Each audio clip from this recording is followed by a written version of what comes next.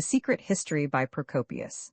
How the great general Belisarius was hoodwinked by his wife, whose lover became a monk, the father of Belisarius's wife, a lady whom I have mentioned in my former books, and so was her grandfather, a charioteer, exhibiting that trade in Constantinople and Thessalonica. Her mother was one of the wenches of the theatre, and she herself from the first led an utterly wanton life. Acquainted with magic drugs used by her parents before her, she learned how to use those of compelling qualities and became the wedded wife of Belisarius, after having already borne many children.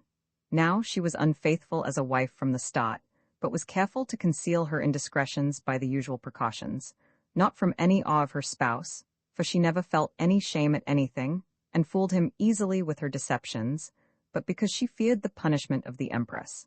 For Theodora hated her, and had already shown her teeth. But when that queen became involved in difficulties, she won her friendship by helping her, first to destroy Silverius, as shall be related presently, 2 and later to ruin John of Cappadocia, 3 as I have told elsewhere.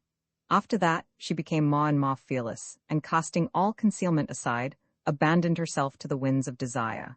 There was a youth from Thrace in the house of Belisarius, Theodosius by name, and of the Eunomian heresy by descent. On the eve of his expedition to Libya, Belisarius baptized this boy in holy water, and received him in his arms as a member henceforth of the family, welcoming him with his wife as their son, according to the Christian rite of adoption. And Antonina not only embraced Theodosius with reasonable fondness as her son by holy word, and thus cared for him, but soon, while her husband was away on his campaign, became wildly in love with him, and out of her senses with this malady, shook off all fear and shame of God and man. She began by enjoying him surreptitiously, and ended by dallying with him in the presence of the men servants and waiting maids, for she was now possessed by passion, and, openly overwhelmed with love, could see no hindrance to its consummation. Once, in Carthage, Belisarius caught her in the very act, but allowed himself to be deceived by his wife. Finding the two in an underground room, he was very angry, but she said, showing no fear or attempt to keep anything hidden, I came here with the boy to bury the most precious part of our plunder, where the emperor will not discover it. So she said by way of excuse, and he dismissed the matter as if he believed her, even as he saw Theodosius's trousers belt somewhat unmodestly unfastened. For so bound by love for the woman was he, that he preferred to distrust the evidence of his own eyes. As her folly progressed to an indescribable extent, those who saw what was going on kept silent, except one slave, Macedonia by name. When Belisarius was in Syracuse as the conqueror of Sicily, she made her master swear solemnly never to betray her to her mistress, and then told him the whole story, presenting as witnesses 2 slave boys attending the bedchamber. When he heard this, Belisarius ordered one of his guards to put Theodosius away, but the latter learned of this in time to flee to Ephesus. For most of the servants, inspired by the weakness of the husband's character, were more anxious to please his wife than to show loyalty to him, and so betrayed the order he had given. But Constantine, when he saw Belisarius's grief at what had befallen him, sympathized entirely except to comment, I would have tried to kill the woman rather than the young man. Antonina heard of this, and hated him in secret. How malicious was her spite against him shall be shown, for she was a scorpion who could hide her sting. But not long after this, by the enchantment either of philters or of her caresses, she persuaded her husband that the charges against her were untrue. Without more ado, he sent word to Theodosius to return, and promised to turn Macedonia and the 2 slave boys over to his wife. She first cruelly cut out their tongues, it is said, and then cut their bodies into little bits, which were put into sacks and thrown into the sea. One of her slaves, Eugenius, who had already wrought the outrage on Silverius, helped her in this crime, and it was not long after this that Belisarius was persuaded by his wife to kill Constantine. What happened at that time concerning Presidius and the daggers 5 I have narrated in my previous books.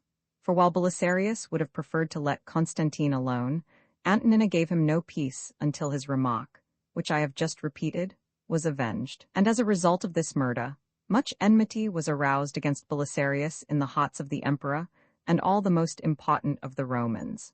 So matters progressed. But Theodosius said he was unable to return to Italy, where Belisarius and Antonina were now staying, unless Photius VI were put out of the way. For this Photius was the sot who would bite if anyone got the better of him in anything, and he had reason to be choked with indignation at Theodosius. Though he was the rightful son, he was utterly disregarded while the other grew in power and riches. They say that from the 2 palaces at Carthage and Ravenna Theodosius had taken plunder amounting to 100 centenaries, 7 as he alone had been given the management of these conquered properties. But Antonina, when she learned of Theodosius's fear, never ceased laying snares for her son and planning deadly plots against his welfare, until he saw he would have to escape to Constantinople if he wished to live. Then Theodosius came to Italy and her. There they stayed in the satisfaction of their love, unhindered by the complacent husband, and later she took them both to Constantinople. There Theodosius became so worried lest the affair became generally known that he was at his wits' end. He saw it would be impossible to fool everybody, as the woman was no longer able to conceal her passion and indulge it secretly, but thought nothing of being in fact and in reputation an avowed adulteress. Therefore he went back to Ephesus, and having his head shaved after the religious custom, became a monk. Whereupon Antonina, insane over her loss, exhibited her grief by donning mourning, and went around the house shrieking and wailing, lamenting even in the presence of her husband what a good friend she had lost, how faithful, how tender, how loving, how energetic. In the end, even her spouse was won over to join in her sorrow. And so the poor wretch wept too, calling for his beloved Theodosius. Later, he even went to the emperor and implored both him and the empress, till they consented to summon Theodosius to return, as one who was, and would always be a necessity in the house of Belisarius. But Theodosius refused to leave his monastery, saying he was completely resolved to give himself forever to the cloistered life. This noble pronouncement, however, was not entirely sincere, for he was aware that as soon as Belisarius left Constantinople, it would be possible for him to come secretly to Antonina. Which, indeed, he did. How Justinian created a new law permitting him to marry a courtesan on her promise to repent her past, and the truth about the apparent quarrels of a happy pair now, as long as the former empress was alive, Justinian was unable to find a way to make Theodora his wedded wife. In this one matter she opposed him as in nothing else, for the lady abhorred vice, being a rustic and of barbarian descent, as I have shown.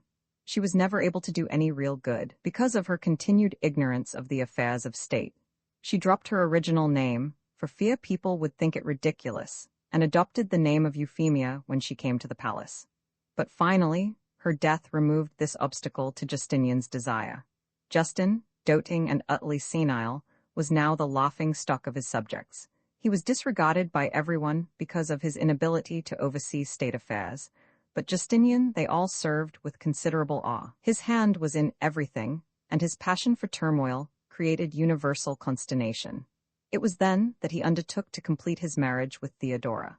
But as it was impossible for a man of senatorial rank to make a courtesan his wife, this being forbidden by ancient law, he made the emperor nullify this ordinance by creating a new one, permitting him to wed Theodora, and consequently making it possible for anyone else to marry a courtesan. 22. Immediately after this, he seized the power of the emperor, veiling his usurpation with a transparent pretext.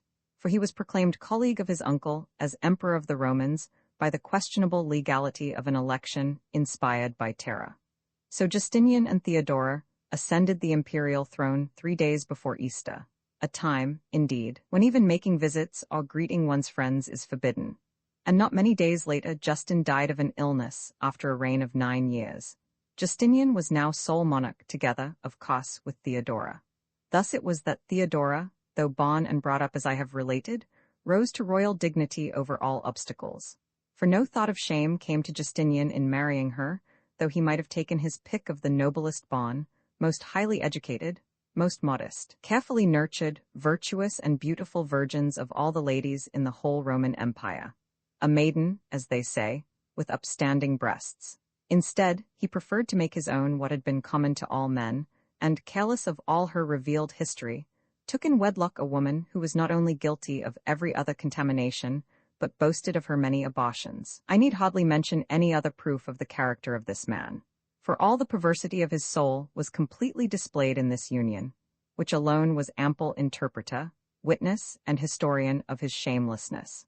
For when a man once disregards the disgrace of his actions, and is willing to brave the contempt of society, no path of lawlessness is thereafter taboo to him, but with unflinching countenance he advances, easily and without a scruple, to acts of the deepest infamy. However, not a single member of even the Senate, seeing this disgrace befalling the state, dared to complain or forbid the event, but all of them bowed down before her, as if she were a goddess. Nor was there a priest who showed any resentment, but all hastened to greet her as Highness.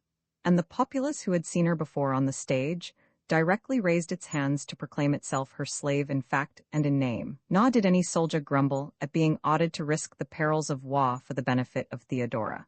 Nor was there any man on earth who ventured to oppose her. Confronted with this disgrace, they all yielded, I suppose, to necessity, for it was as if fate were giving proof of its power to control mortal affairs as malignantly as it pleases, showing that its decrees need not always be according to reason or human propriety. Thus does destiny sometimes raise mortals suddenly to lofty heights in defiance of reason, in challenge to all outcries of injustice, but admits no obstacle, urging on his favorites to the appointed goal without let or hindrance. But as this is the will of God, so let it befall and be written. Now Theodora was fair of face and of a very graceful, though small, person. Her complexion was moderately colorful, if somewhat pale, and her eyes were dazzling and vivacious. All eternity would not be long enough to allow one to tell her escapades while she was on the stage, but the few details I have mentioned above should be sufficient to demonstrate the woman's character to future generations.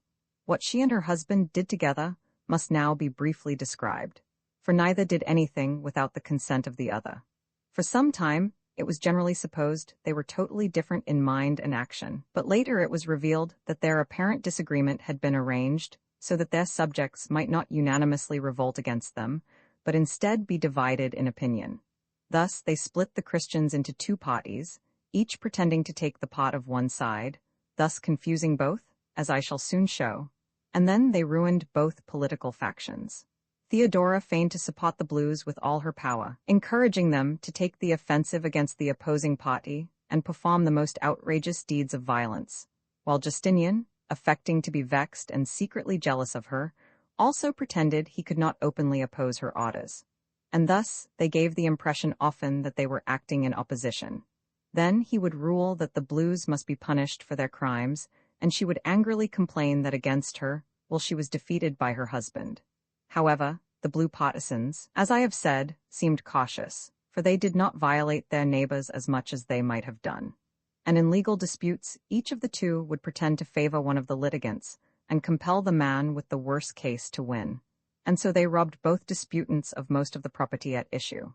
In the same way, the emperor, taking many persons into his intimacy, gave them offices by power of which they could defraud the state to the limits of their ambition. And as soon as they had collected enough plunder, they would fall out of favor with Theodora, and straightway be ruined. At first he would affect great sympathy in their behalf, but soon he would somehow lose his confidence in them, and an air of doubt would darken his zeal in their behalf.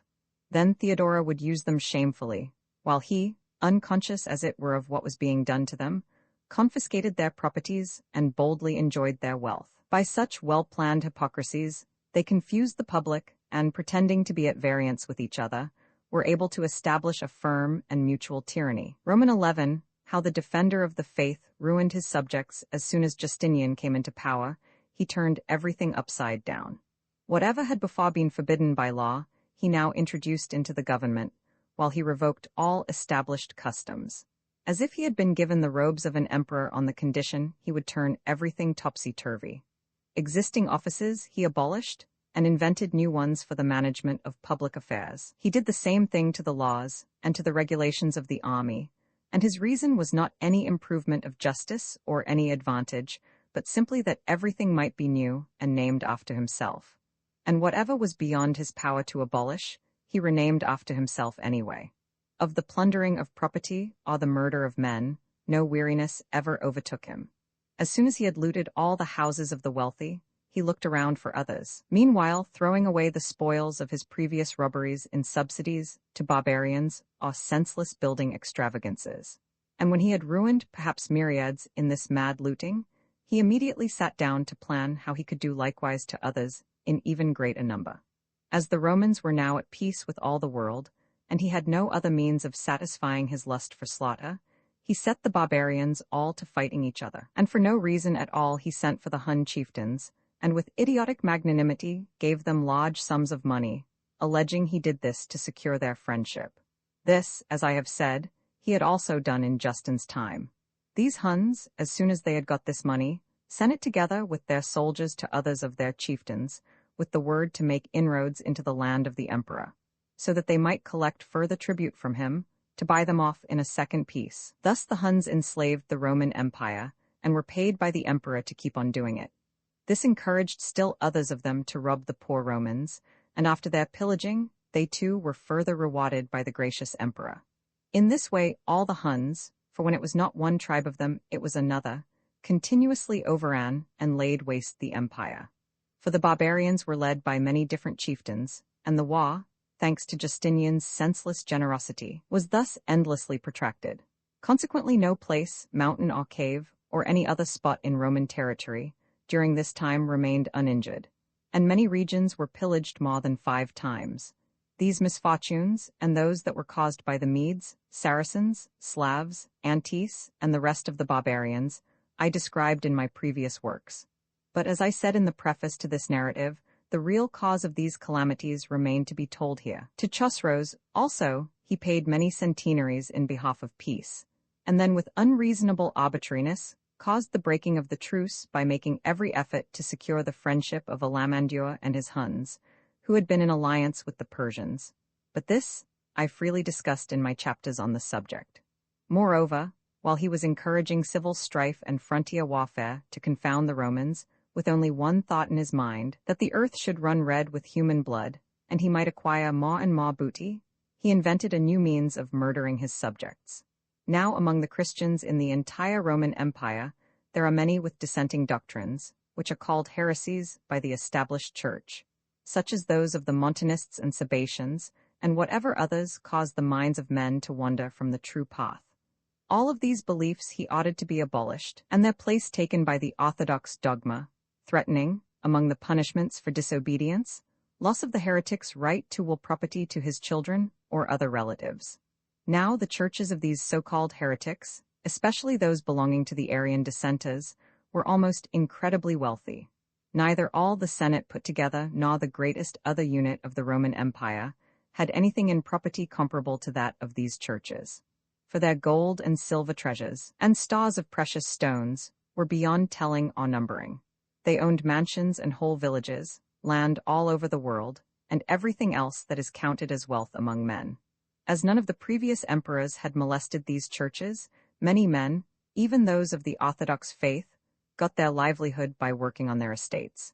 But the Emperor Justinian, in confiscating these properties, at the same time took away what for many people had been their only means of earning a living. Agents were sent everywhere to force whomever they chanced upon to renounce the faith of their fathers.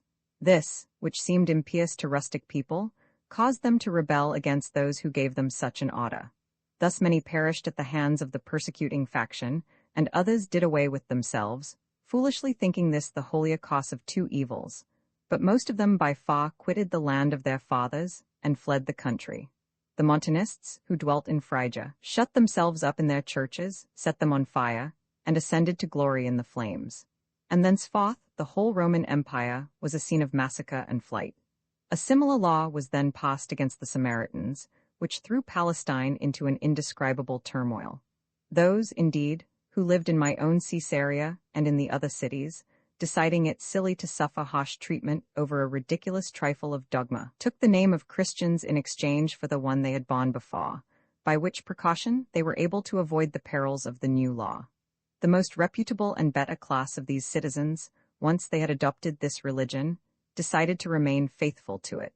The majority, however, as if in spite for having not voluntarily, but by the compulsion of law, abandoned the belief of their fathers, soon slipped away into the Manichaean sect and what is known as polytheism. The country people, however, banded together and determined to take arms against the emperor, choosing as their candidate for the throne a bandit named Julian, son of Sabarus. And for a time they held their own against the imperial troops, but finally, defeated in battle, were cut down together with their leader. 10 myriads of men are said to have perished in this engagement, and the most fertile country on earth thus became destitute of farmers. To the Christian owners of these lands, the affair brought great hardship, For while their profits from these properties were annihilated, they had to pay heavy annual taxes on them to the emperor for the rest of their lives, and secured no remission of this burden. Next, he turned his attention to those called Gentiles, torturing their persons and plundering their lands. Of this group, those who decided to become nominal Christians saved themselves for the time being, but it was not long before these, too, were caught performing libations and sacrifices and other unholy rites, and how he treated the Christians shall be told hereafter. After this, he passed a law prohibiting pederasty, a law pointed not at offenses committed after this decree, but at those who could be convicted of having practiced the vice in the past. The conduct of the prosecution was utterly illegal. Sentence was passed when there was no accuser. The word of one man or boy, and that perhaps a slave, compelled against his will to bear witness against his owner, was defined as sufficient evidence. Those who were convicted were castrated and then exhibited in a public parade. At the start, this persecution was directed only at those who were of the Green Party, were reputed to be especially wealthy, or had otherwise aroused jealousy. The emperor's malice was also directed against the astrologers. Accordingly, magistrates appointed to punish thieves also abused the astrologers, for no other reason than that they belonged to this profession, whipping them on the back and parading them on camels throughout the city, though they were old men, and in every way respectable, with no reproach against them, except that they studied the science of the stars while living in such a city. Consequently, there was a constant stream of emigration, not only to the land of the barbarians, but to places farthest remote from the Romans, and in every country and city one could see crowds of foreigners. For in order to escape persecution, each would lightly exchange his native land for another, as if his own country had been taken by an enemy. Roman 12 proving that Justinian and Theodora were actually fiends in human form, now the wealth of those in Constantinople, and each other city, who were considered second in prosperity only to members of the Senate, was brutally confiscated, in the ways I have described, by Justinian and Theodora. But how they were able to rob even the Senate of all its property, I shall now reveal. There was in Constantinople a man by the name of Zeno, grandson of that Anthemius who had formerly been emperor of the West. This man they appointed, with malice of forethought, governor of Egypt, and commanded his immediate departure. But he delayed his voyage long enough to load his ship with his most valuable effects, for he had a countless amount of silver and gold plate inlaid with pearls, emeralds, and other such precious stones, whereupon they bribed some of his most trusted servants to remove these valuables from the ship as fast as they could carry them, set fire to the interior of the vessel, and informed Zeno that his ship had burst into flames of spontaneous combustion, with the loss of all his property. Later, when Zeno died suddenly, they took possession of his estate immediately as his legal heirs, for they produced a will which, it is whispered, he did not really make. In the same manner, they made themselves heirs of Tatian, Demosthenes, and Hilara, who were foremost in the Roman Senate, and others' estates they obtained by counterfeited letters instead of wills. Thus they became heirs of Dionysius, who lived in Libanus, and of John the son of Basil, who was the most notable of the citizens of Edessa, and had been given as hostage against his will by Belisarius to the Persians, as I have recounted elsewhere. For Chosroes refused to let this John go, charging that the Romans had disregarded the terms of the truce, as a pledge of which John had been given him by Belisarius, and he said he would only give him up as a prisoner of war. So his father's mother, who was still living, got together a ransom not less than 2,000 pounds of silver, and was ready to purchase her grandson's liberty. But when this money came to Dara, the emperor heard of the bargain and forbade it, saying that Roman wealth must not be given to the barbarians. Not long after this, John fell ill and departed from this world, whereupon the governor of the city forged a letter which, he said, John had written him as a friend not long before, to the effect that he wished his estate to go to the emperor. I could hardly catalogue all the other people whose estates these two chose to inherit. However, up to the time when the insurrection named Nika took place, they seized rich men's properties one at a time, but when that happened, as I have told elsewhere, they sequestrated at one swoop the estates of nearly all the members of the Senate. On everything movable, and on the fairest of the lands, they laid their hands, and kept what they wanted. But whatever was unproductive of more than the bitter and heavy taxes, they gave back to the previous owners with a philanthropic gesture. Consequently, these unfortunates, oppressed by the tax collectors, and eaten up by the never-ceasing interest on their debts, found life a burden compared to which death were preferable. Wherefore to me, and many others of us, these two seemed not to be human beings, but veritable demons, and what the poets call vampires, who laid their heads together to see how they could most easily and quickly destroy the race and deeds of men, and assuming human bodies, became man-demons, and so convulsed the world. And one could find evidence of this in many things, but especially in the superhuman power with which they worked their will. For when one examines closely, there is a clear difference between what is human and what is supernatural.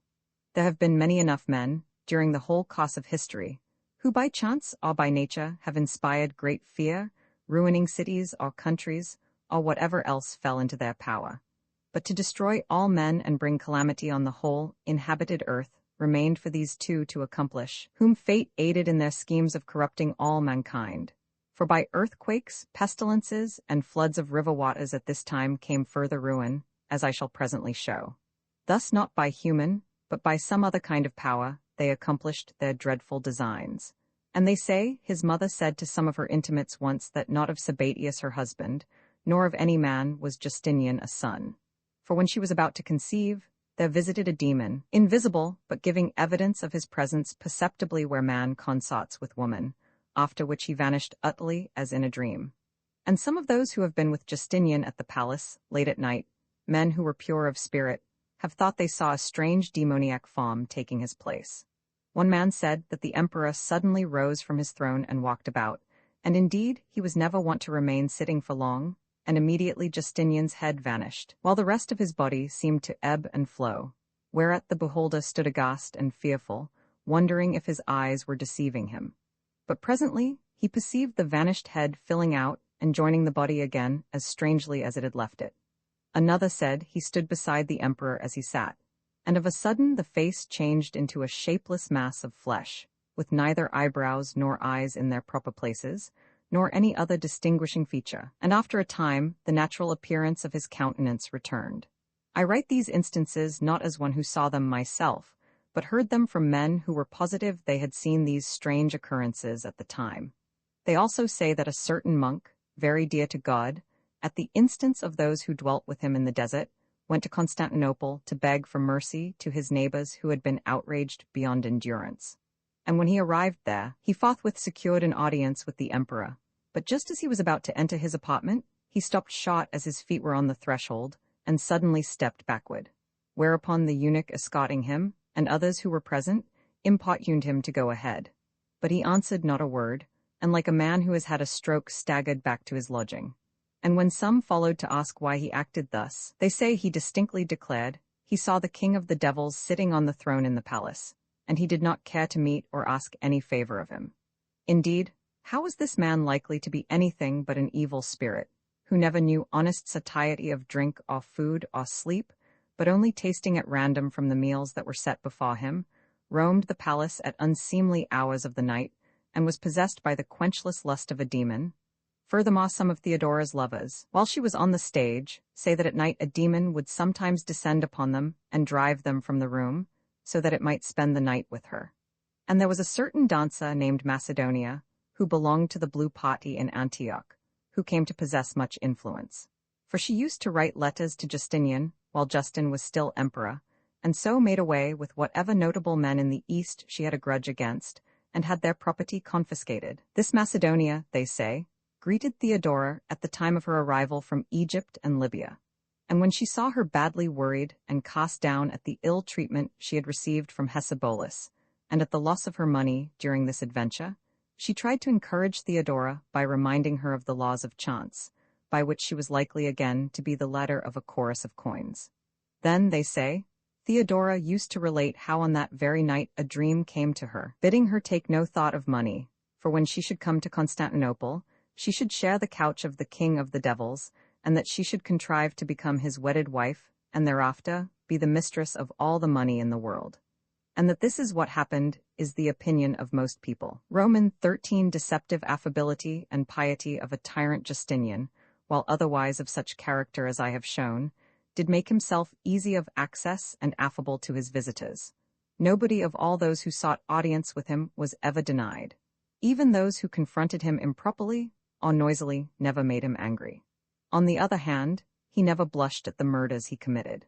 Thus he never revealed a sign of wrath or irritation at any offender, but with a gentle countenance and unruffled brow, gave the order to destroy myriads of innocent men, to sack cities, to confiscate any amount of properties. One would think from this manner that the man had the mind of a lamb. If, however, anyone tried to propitiate him, and in suppliance beg him to forgive his victims, he would grin like a wild beast, and woe betide those who saw his teeth thus bared. The priests he permitted fearlessly to outrage their neighbors, and even took sympathetic pleasure in their robberies, fancying he was thus sharing their divine piety. When he judged such cases, he thought he was doing the holy thing when he gave the decision to the priest and let him go free with his ill-gotten booty. Justice, in his mind, meant the priests getting the better of their opponents. When he himself thus illegally got possession of estates of people alive or dead, he would straightway make them over to one of the churches, gilding his violence with the color of piety, and so that his victims could not possibly get their property back. Furthermore, he committed an inconceivable number of murders for the same cause, for in his zeal to gather all men into one Christian doctrine, he recklessly killed all who dissented, and this too he did in the name of piety. For he did not call it homicide, when those who perished happened to be of a belief that was different from his own. So quenchless was his thirst for human blood, and with his wife, intent on this end, he neglected no possible excuse for slaughter. For these two were almost twins in their desires, though they pretended to differ. They were both scoundrels, however they affected to oppose each other, and thus destroyed their subjects. The man was lighter in character than a cloud of dust, and could be led to do anything any man wished him to do, so long as the matter did not require philanthropy or generosity. Flattery he swallowed whole, and his courtiers had no difficulty in persuading him that he was destined to rise as high as the sun and walk upon the clouds. Once, indeed, Tribonian, who was sitting beside him, said his greatest fear was that Justinian some day, by reason of his piety, would be carried off to heaven and vanish in a chariot of fire. Such praise, if not irony, as this he treasured fondly in his mind. Yet if he ever remarked on any man's virtue, he would soon revile him as a villain, and whenever he abused any of his subjects, he would next as inconsistently commend him, with no reason for the change. For what he thought was always the opposite of what he said and wished to seem to think. How he was affected by friendship or enmity, I have indicated by the evidence of his actions. For as a foe, he was relentless and unswerving, and to his friends he was inconstant. Thus he ruined recklessly most of those who were loyal to him, but never became a friend to any whom he hated. Even those who seemed to be his nearest and dearest associates, he betrayed, and after no long time, to please his wife or anybody else, though he was well aware that it was only because of their devotion to him that they perished, for he was openly faithless in everything, except indeed to inhumanity and avarice. From these ideals, no man could divert him. Whatever his wife could not otherwise induce him to do, by suggesting the great profits to be hoped for in the matter she intended, she led him quite willingly to undertake. For if there were any gain in it, however infamous, he had no scruple against making a law and then repudiating it. Nor were his decisions made according to the laws himself had written, but whichever way was to his greater advantage, and promised the more elaborate bribe. Stealing, little by little, the property of his subjects, he saw no reason for feeling any shame, when indeed he did not somehow grab it all at once, either by bringing some unexpected accusation or by presenting a forged will. There remained, while he ruled the Romans, no sure faith in God, no hope in religion, no defense in law, no security in business, no trust in a contract. When his officials were given any affair to handle for him, if they killed many of their victims and robbed the rest, they were looked upon by the emperor with high favor, and given honorable mention for carrying out so perfectly his instructions. But if they showed any mercy and then returned to him, he frowned and was thenceforth their enemy. Despising their qualms as old-fashioned, he called them no more to his service. Consequently, many were eager to show him how wicked they were, even when they were really nothing of the sort. He made frequent promises, guaranteed with a sworn oath or by a written confirmation, and then purposely forgot them directly, thinking this summary negligence added to his importance. And Justinian acted thus not only to his subjects, but to many of the enemy, as I have already said. He was untiring, and hardly slept at all, generally speaking. He had no appetite for food or drink, but picking up a morsel with the tips of his fingers, tasted it and left the table, as if eating were a duty imposed upon him by nature and of no more interest than a courier takes in delivering a letter. Indeed, he would often go without food for 2 days and nights, especially when the time before the festival called Easter enjoins such fasting. Then, as I have said, he often went without food for 2 days, living only on a little water and a few wild herbs, sleeping perhaps a single hour, and then spending the rest of the time walking up and down. If, mark you, he had spent these periods in good works, matters might have been considerably alleviated. Instead, he devoted the full strength of his nature to the ruin of the Romans, and succeeded in raising the state to its foundation. For his constant wakefulness, his privations and his labors were undergone for no other reason than to contrive each day ever more exaggerated calamities for his people. For he was, as I said, unusually keen at inventing and quick at accomplishing unholy acts, so that even the good in him transpired to be answerable for the downfall of his subjects. Roman foughteen justice for sale everything was done the wrong way, and of the old customs none remained. A few instances will illustrate, and the rest must be silence, that this book may have an end.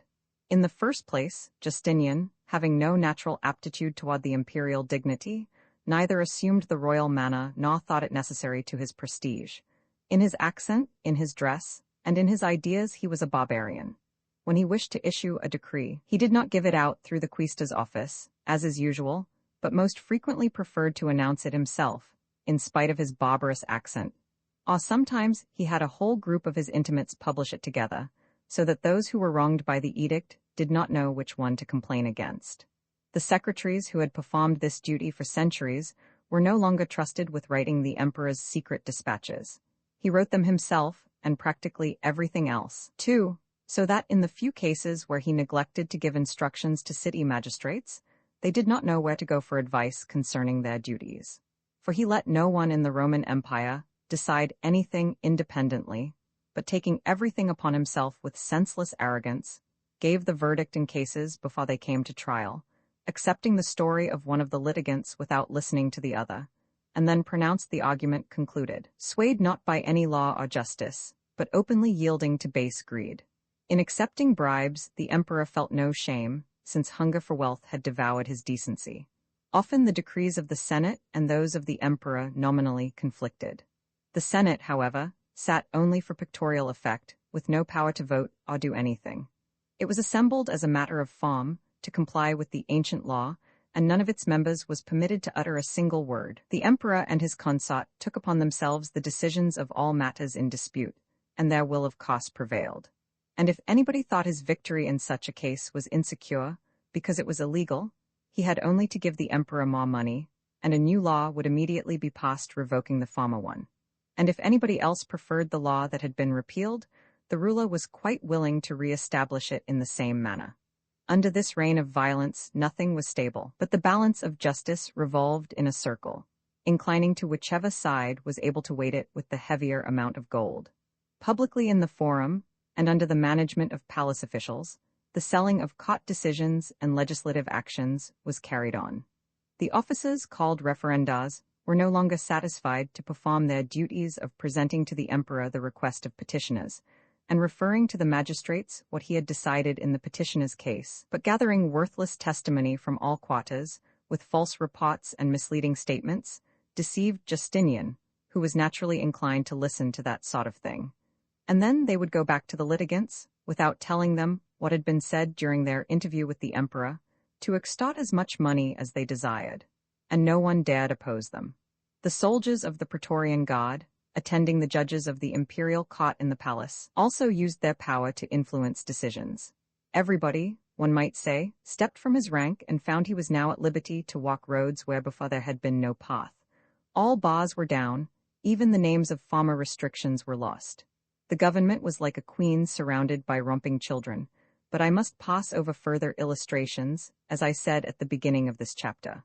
I must, however, mention the man who first taught the emperor to sell his decisions. This was Leo, a native of Cilicia and devilish eager to enrich himself. This Leo was the prince of flatterers, and apt at insinuating himself into the goodwill of the ignorant. Gaining the confidence of the emperor, he turned the tyrant's folly toward the ruin of the people. This man was the first to show Justinian how to exchange justice for money. As soon as the latter thus learned how to be a thief, he never stopped, but advancing on this road, the evil grew so great that if anyone wished to win an unjust case against an honest man, he went first to Leo, and agreeing that a share of the disputed property would be given to be divided between this man and the monarch, left the palace with his wrongful case already won. And Leo soon built up a great fortune in this way, became the lord of much land, and was most responsible for bringing the Roman state to its knees. There was no security in contracts, no law, no oath, no written pledge, no penalty, no nothing, unless money had first been given to Leo and the emperor. And even buying Leo's support gave no certainty, for Justinian was quite willing to take money from both sides. He felt no guilt at robbing either party, and then, when both trusted him, he would betray one and keep his promise to the other, at random. He saw nothing disgraceful in such double-dealing, if only it brought him gain. That is the sort of person Justinian was. Roman 15, how in Roman citizens became slaves, and a complaining patrician was ribaldly mocked by Theodora's eunuchs. Theodora, too, unceasingly hardened her heart in the practice of inhumanity. What she did was never to please or obey anyone else. What she willed, she performed of her own accord and with all her might, and no one dared to intercede for any who fell in her way. For neither length of time, fullness of punishment, artifice of prayer, nor threat of death, whose vengeance sent by heaven is feared by all mankind, could persuade her to abate her wrath. Indeed, no one ever saw Theodora reconciled to anyone who had offended her, either while he lived or after he had departed this earth. Instead, the son of the dead would inherit the enmity of the empress, together with the rest of his father's estate, and he in turn bequeathed it to the third generation. For her spirit was over ready to be kindled to the destruction of men, while cure for her fever there was none. To her body she gave greater care than was necessary, if less than she thought desirable. For early she entered the bath, and late she left it, and having bathed, went to breakfast. After breakfast she rested. At dinner and supper she partook of every kind of food and drink, and many hours she devoted to sleep, by day till nightfall, by night till the rising sun. Though she wasted her hours thus intemperately, what time of the day remained she deemed ample for managing the Roman Empire. And if the emperor entrusted any business to anyone without consulting her, the result of the affair for that officer would be his early and violent removal from favor and a most shameful death. It was easy for Justinian to look after everything, not only because of his calmness of temper, but because he hardly ever slept, as I have said, and because he was not chary with his audiences. For great opportunity was given to people, however obscure and unknown, not only to be admitted to the tyrant's presence, but to converse with him, and in private. But to the queen's presence even the highest officials could not enter without great delay and trouble. Like slaves, they had to wait all day in a small and stuffy antechamber, for to absent himself was a risk no official dared to take. So they stood there on their tiptoes, each straining to keep his face above his neighbors, so that eunuchs, as they came out from the audience room, would see them. Some would be called, perhaps, after several days, and when they did enter to her presence in great fear, they were quickly dismissed as soon as they had made obeisance and kissed her feet. For to speak or make any request, unless she commanded, was not permitted. Not civility, but servility was now the rule, and Theodora was the slave driver. So far had Roman society been corrupted, between the false geniality of the tyrant and the harsh implacability of his consort. For his smile was not to be trusted, and against her frown nothing could be done. There was this superficial difference between them in attitude and manner, but in avarice, bloodthirstiness, and dissimulation they utterly agreed. They were both liars of the first water, and if anyone who had fallen out of favor with Theodora was accused of some minor and insignificant error, she immediately fabricated further unwarranted charges against the man, and built the matter up into a really serious accusation. Any number of indictments were brought, and a court appointed to plunder the victim, with judges selected by her, to compete with themselves to see which one could please her most in fitting his decision to the empress's inhumanity. And so the property of the victim would be straightway confiscated, and after he was cruelly whipped, even if he perhaps belonged to an ancient and noble family, she would callously have him sentenced to exile or to death. But if any of her favorites happened to be caught in the act of murder or any other serious crime, she ridiculed and belittled the efforts of their accusers, and compelled them, however unwillingly, to quash the charge. Indeed, whenever she felt the inclination, she turned the most serious matters of state into a jest, as if she were again on the stage of the theatre. Once an elderly patrician, who had been for a long time in high office, whose name I well know, but shall carefully refrain from mentioning, so as not to bring eternal ridicule upon him, being unable to collect from one of her attendants a considerable sum of money owed him, went to her with the intention of asking his due and imploring her just aid. But Theodora was warned, and told her eunuchs, as soon as the patrician should be admitted to her presence, to surround him in a body and listen to her words, telling them what to say after she had spoken. And when the patrician was admitted to her private quarters, he kissed her feet in the customary manner, and, weeping, addressed her, "Highness, it is hard for a patrician to ask for money. For what in other men brings sympathy and pity, in one of my rank, is considered disgraceful. Any other man suffering hardships from poverty may plead this before his creditors, and receive immediate relief from his difficulty. But a patrician, not knowing whence he can find the wherewithal to pay his creditors, would be ashamed in the first place to admit it. And if he did say this, he could never persuade them that one of such rank could know penury. And even if he did persuade them, he would be making himself suffer the most shameful and intolerable disgrace imaginable. Yet, Highness, such is my plight. I have creditors to whom I owe money, while others owe money to me. And those whom I owe, who are pressing me for payment, I cannot, for the sake of my reputation, attempt to cheat of their due, while my debtors, for they are not patricians, deny me with unmanly excuses. I charge you, therefore, I beseech and beg of you to aid me in what is right, and release me from my present trouble." So he said, and the queen answered musically, "Patrician Mr. Such and Such," whereupon the chorus of eunuchs sang, "Your hernia seems to bother you much." And when the man entreated her again, making a second speech similar to his first one, she answered as before, and the chorus sang the same refrain, till, giving it up, the poor wretch bowed and went home.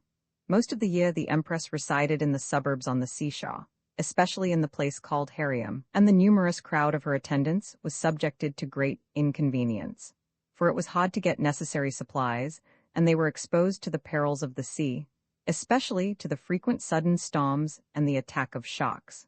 Nevertheless, they counted the most bitter misfortunes as nothing, so long as they could share the licenses of her court. Romans 16. What happened to those who fell out of favor with Theodora, how Theodora treated those who offended her will now be shown, though again, I can give only a few instances, or obviously, there would be no end to the demonstration. When Amazalantha 23 decided to save her life by surrendering her queendom over the Goths and retiring to Constantinople, as I have related elsewhere, Theodora, reflecting that the lady was well-born and a queen, more than easy to look at and a marvel at planning intrigues, became suspicious of her charms and audacity, and fearing her husband's fickleness, she became not a little jealous, and determined to ensnare the lady to her doom. So she forthwith persuaded Justinian to send Peter, alone, to Italy as ambassador to Theodatus. When he set out, the emperor gave him the instructions 24 I described in the chapter on that event, where, however, I could not tell the whole truth of the matter, for fear of the empress, but she gave him this single secret command, to remove the lady from this world with all dispatch, bribing the fellow with the hope of much money if he performed his order.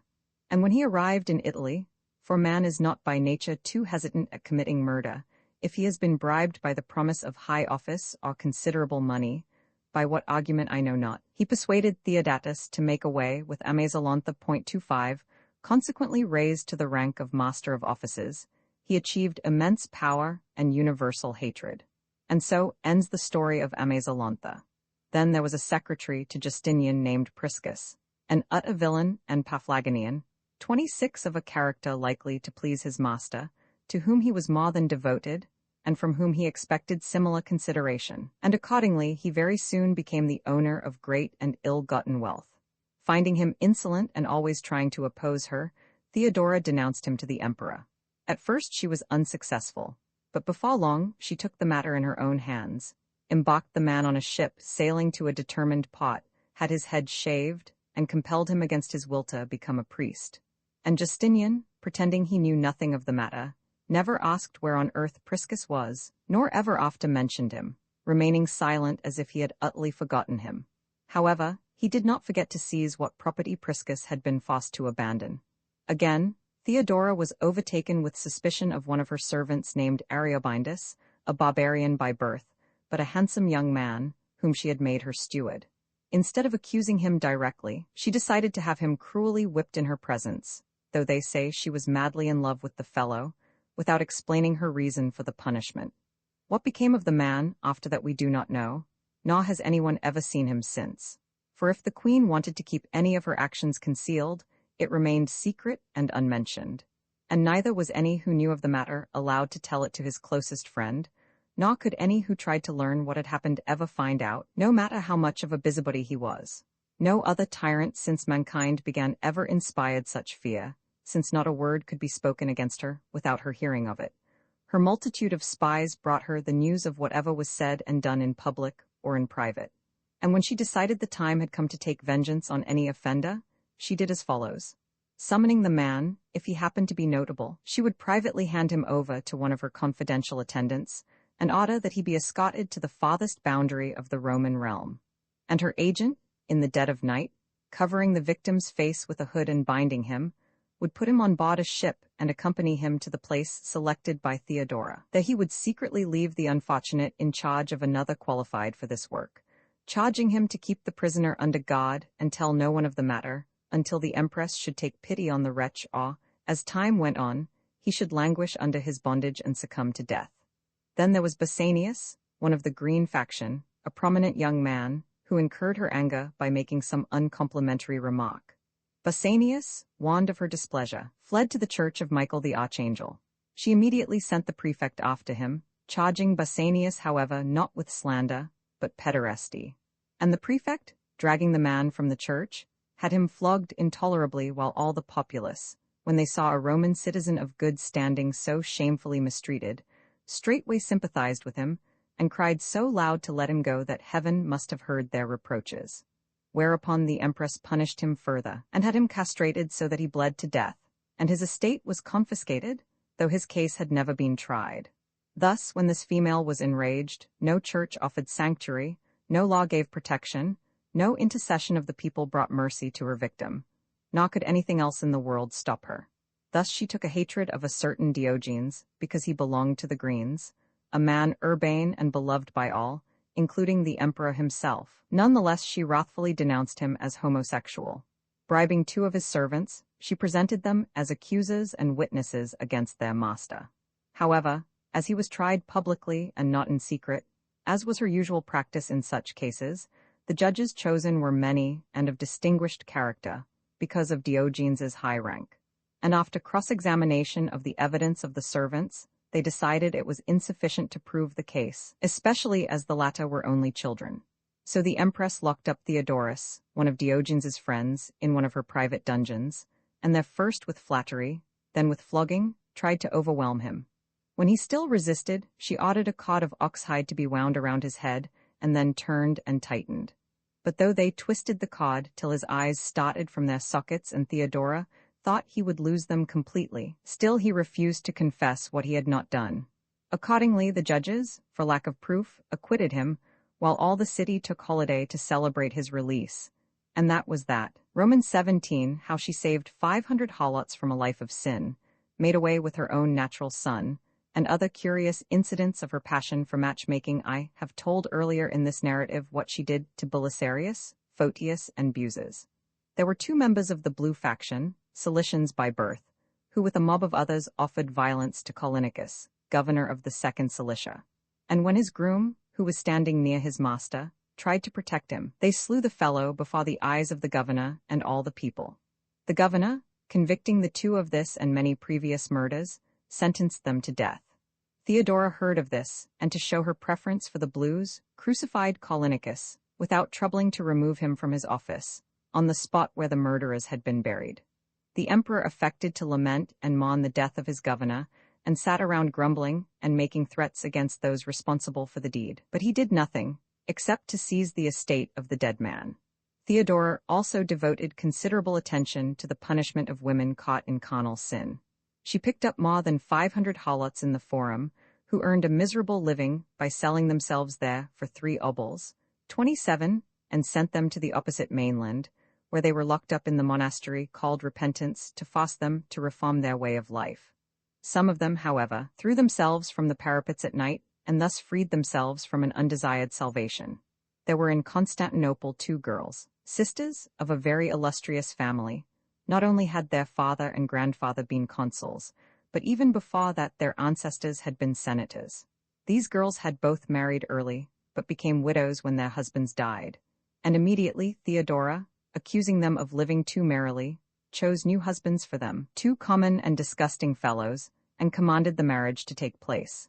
Fearing this repulsive fate, the sisters fled to the church of St. Sophia, and running to the holy water, clung tightly to the font. Yet such privations and ill treatment did the empress inflict upon them there, that to escape from their sufferings, they finally agreed to accept the proposed nuptials. For no place was sacred or inviolable to Theodora. Thus, involuntarily, these ladies were mated to beggarly and negligible men, far beneath their rank, although they had many well-born suitors. Their mother, who was also a widow, attended the ceremony without daring to protest or even weep at their misfortune. Later Theodora saw her mistake and tried to console them, to the public detriment, for she made their new husbands dukes. Even this brought no comfort to the young women, for endless and intolerable woes were inflicted on practically all their subjects by these men, as I have told elsewhere. Theodora, however, cared nothing for the interest of office or government, or anything else, if only she accomplished her will. She had accidentally become pregnant by one of her lovers, when she was still on the stage, and perceiving her ill luck too late, tried all the usual measures to cause a miscarriage, but despite every artifice was unable to prevail against nature at this advanced stage of development. Finding that nothing else could be done, she abandoned the attempt and was compelled to give birth to the child. The father of the baby, seeing that Theodora was at her wit's end and vexed because motherhood interfered with her usual recreations, and suspecting with good reason that she would do away with the child, took the infant from her, naming him John, and sailed with the baby to Arabia. Later, when he was on the verge of death and John was a lad of 14, the father told him the whole story about his mother. So the boy, after he had performed the last rites for his departed father, shortly after came to Constantinople and announced his presence to the empress's chamberlains. And they, not conceiving the possibility of her acting so inhumanly, reported to the mother that her son John had come. Fearing the story would get to the ears of her husband, Theodora bade her son be brought face to face with her. As soon as he entered, she handed him over to one of her servants who was ordinarily entrusted with such commissions. And in what manner the poor lad was removed from the world, I cannot say, for no one has ever seen him since, not even after the queen died. The ladies of the court at this time were nearly all of abandoned morals. They ran no risk in being faithless to their husbands, as the sin brought no penalty. Even if caught in the act, they were unpunished, for all they had to do was to go to the empress, claim the charge was not proven, and start a countersuit against their husbands. The latter, defeated without a trial, had to pay a fine of twice the dower, and were usually whipped and sent to prison. And the next time they saw their adulterous wives again, the ladies would be daintily entertaining their lovers more openly than ever. Indeed, many of the latter gained promotion and pay for their amorous services. After one such experience, most men who suffered these outrages from their wives preferred thereafter to be complacent instead of being whipped, and gave them every liberty rather than seem to be spying on their affairs. Theodora's idea was to control everything in the state to suit herself. Civil and ecclesiastical offices were all in her hands, and there was only one thing she was always careful to inquire about and guard as the standard of her appointments, that no honest gentleman should be given high rank, for fear he would have scruples against obeying her commands. She arranged all marriages as if that were her divine right, and voluntary betrothals before a ceremony were unknown. A wife would suddenly be found for a man, chosen not because she pleased him, which is customary even among the barbarians, but because Theodora willed it. And the same was true of brides, who were forced to take men they did not desire. Frequently she even made the bride jump out of her marriage bed, and for no reason at all sent the bridegroom away before he had reached the chorus of his nuptial song, and her only angry words would be that the girl displeased her. Among the many to whom she did this were Lantius, the referendar, and Saturninus, the son of Hermogenes, the master of offices. Now this Saturninus was betrothed to a maiden cousin, free-born and a good girl, whom her father Cyril had promised him in marriage just after the death of Hermogenes. When their bridal chamber was in readiness, Theodora arrested the groom, who was conducted to another nuptial couch, where, weeping and groaning terribly, he was compelled to wed Chrysomallo's daughter. Chrysomallo herself had formerly been a dancer and a hetera. At this time she lived in the palace, with another woman of the same name and one called Indaro, having given up Cupid and the stage to be of service to the queen. Saturninus, lying down finally to pleasant dreams with his new bride, discovered she was already unmaidened, and later told one of his friends that his newfound mate came to him not imperforate. When this comment got to Theodora, she ordered her servants, charging him with impious disregard of the solemnity of his matrimonial oath, to hoist him up like a schoolboy who had been saucy to his teacher, and after whipping him on his backsides, told him not to be such a fool thereafter. What she did to John the Cappadocian I have told elsewhere, and need add only that her treatment of him was due to her anger, not at his transgressions against the state, and a proof of this is that those who later did even more terrible things to their subjects met no such similar fate from her, but because he had not only dared oppose her in other things, but had denounced her before the emperor, with the result that she was all but estranged from her husband. I am explaining this now, for it is in this book, as I said in the foreword, that I necessarily tell the real truths and motives of events. When she confined him in Egypt, after he had suffered such humiliations as I have previously described, she was not even then satisfied with the man's punishment, but never ceased hunting for false witnesses against him. 4 years later, she was able to find 2 members of the Green Party who had taken part in the insurrection at Cyzicus, and who were said to have shared in the assault upon the bishop.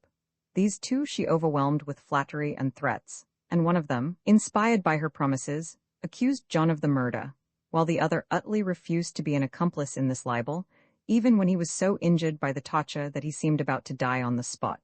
Consequently, for all her efforts, she was unable to cause John's death on this pretext. But the 2 young men had their right hands cut off, one because he was unwilling to bear false witness, the other that her conspiracy might not be utterly obvious. Thus she was able to do things in full public sight, and still nobody knew exactly what she had done. Roman 18, how Justinian killed 1 trillion people, that Justinian was not a man, but a demon, as I have said in human form, one might prove by considering the enormity of the evils he brought upon mankind. For in the monstrousness of his actions, the power of a fiend is manifest. Certainly, an accurate reckoning of all those whom he destroyed would be impossible, I think, for anyone but God to make. Sooner could one number, I fancy, the sands of the sea than the men this emperor murdered. Examining the countries that he made desolate of inhabitants, I would say he slew 1 trillion people. 28 for Libya, vast as it is. He so devastated that you would have to go a long way to find a single man, and he would be remarkable. Yet 80,000 Vandals capable of bearing arms had dwelt there, and as for their wives and children and servants, who could guess their number? Yet still more numerous than these were the Mauritanians, who with their wives and children were all exterminated. And again, many Roman soldiers and those who followed them to Constantinople, the earth now covers, so that if one should venture to say that 5 million men perished in Libya alone, he would not, I imagine, be telling the half of it. The reason for this was that after the Vandals were defeated, Justinian planned, not how he might best strengthen his hold on the country, nor how by safeguarding the interests of those who were loyal to him, he might have the goodwill of his subjects. But instead, he foolishly recalled Belisarius at once, on the charge that the latter intended to make himself king, an idea of which Belisarius was utterly incapable, and so that he might manage affairs there himself and be able to plunder the whole of Libya. Sending commissioners to value the province, he imposed grievous taxes where before there had been none. Whatever lands were most valuable, he seized, and prohibited the Arians from observing their religious ceremonies. Negligent toward sending necessary supplies to the soldiers, he was overstrict with them in other ways, wherefore mutinies arose resulting in the deaths of many. For he was never able to abide by established customs, but naturally threw everything into confusion and disturbance. Italy, which is not less than thrice as large as Libya, was everywhere desolated of men, even worse than the other country, and from this the count of those who perished there may be imagined. The reason for what happened in Italy I have already made plain. All of his crimes in Libya were repeated here. Sending his auditors to Italy, he soon upset and ruined everything. The rule of the Goths before this war had extended from the land of the Gauls to the boundaries of Dacia, where the city of Sirmium is. The Germans held Cisalpine Gaul and most of the land of the Venetians, when the Roman army arrived in Italy. Sirmium and the neighboring country was in the hands of the Gepidae. All of these he utterly depopulated. For those who did not die in battle perished of disease and famine, which as usual followed in the train of war. Illyria and all of Thrace, that is, from the Ionian Gulf to the suburbs of Constantinople, including Greece and the Chersonese, were overrun by the Huns, Slavs, and Antis, almost every year, from the time when Justinian took over the Roman Empire, and intolerable things they did to the inhabitants. For in each of these incursions, I should say, more than 200,000 Romans were slain or enslaved, so that all this country became a desert like that of Scythia. Such were the results of the wars in Libya and in Europe. Meanwhile, the Saracens were continuously making inroads on the Romans of the East, from the land of Egypt to the boundaries of Persia, and so completely did their work, that in all this country few were left, and it will never be possible, I fear, to find out how many thus perished. Also, the Persians under Chosroes 3 times invaded the rest of this Roman territory, sacked the cities, and either killing or carrying away the men they captured in the cities and country, emptied the land of inhabitants every time they invaded it. From the time when they invaded Colchis, ruin has befallen themselves and the Lazi and the Romans. For neither the Persians nor the Saracens, the Huns or the Slavs or the rest of the barbarians, were able to withdraw from Roman territory undamaged. In their inroads, and still more in their sieges of cities and in battles, where they prevailed over opposing forces, they shared in disastrous losses quite as much. Not only the Romans, but nearly all the barbarians thus felt Justinian's bloodthirstiness. For while Chosroes himself was bad enough, as I have duly shown elsewhere, Justinian was the one who each time gave him an occasion for the war. For he took no heed to fit his policies to an appropriate time, but did everything at the wrong moment.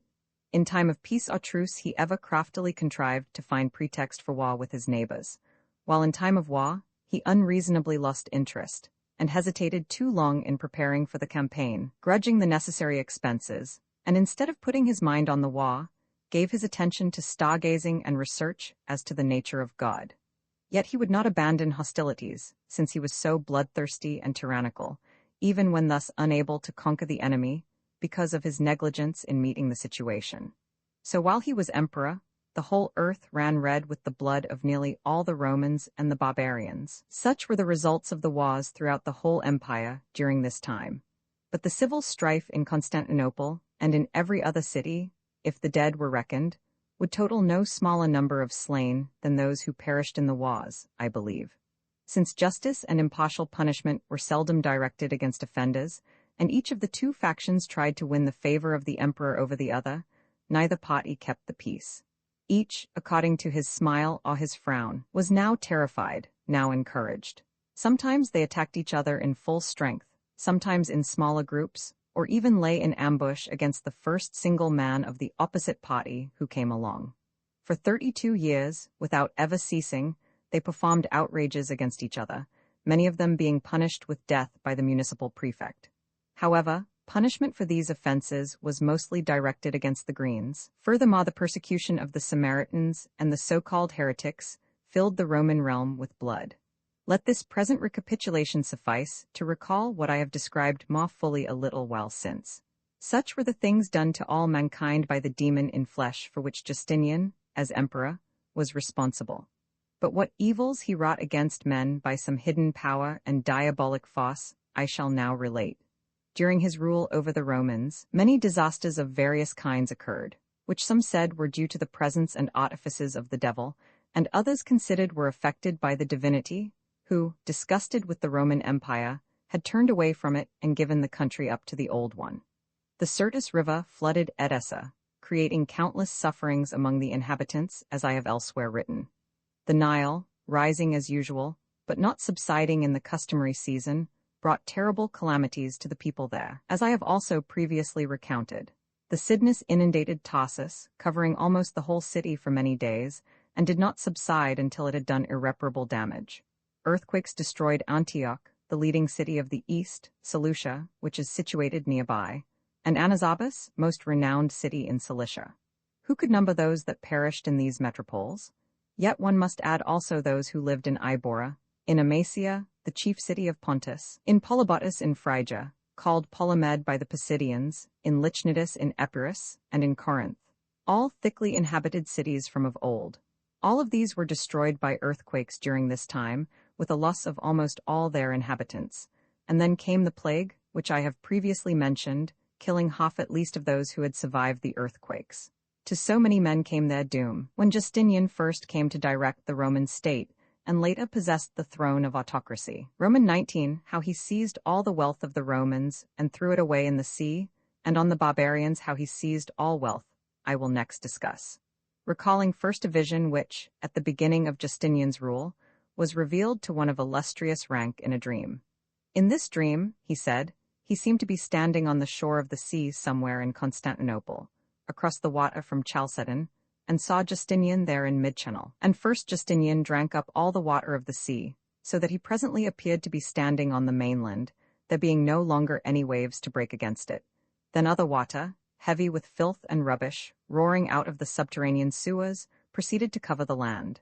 And this, too, he drank, a second time drying up the bed of the channel. This is what the vision in the dream disclosed. Now Justinian, when his uncle Justin came to the throne, found the state well provided with public funds. For Anastasius, who had been the most provident and economical of all monarchs, fearing, which indeed happened, that the inheritor of his empire should find himself in need of money, would perhaps plunder his subjects, filled all the treasuries to their brim with gold before he completed his span of life.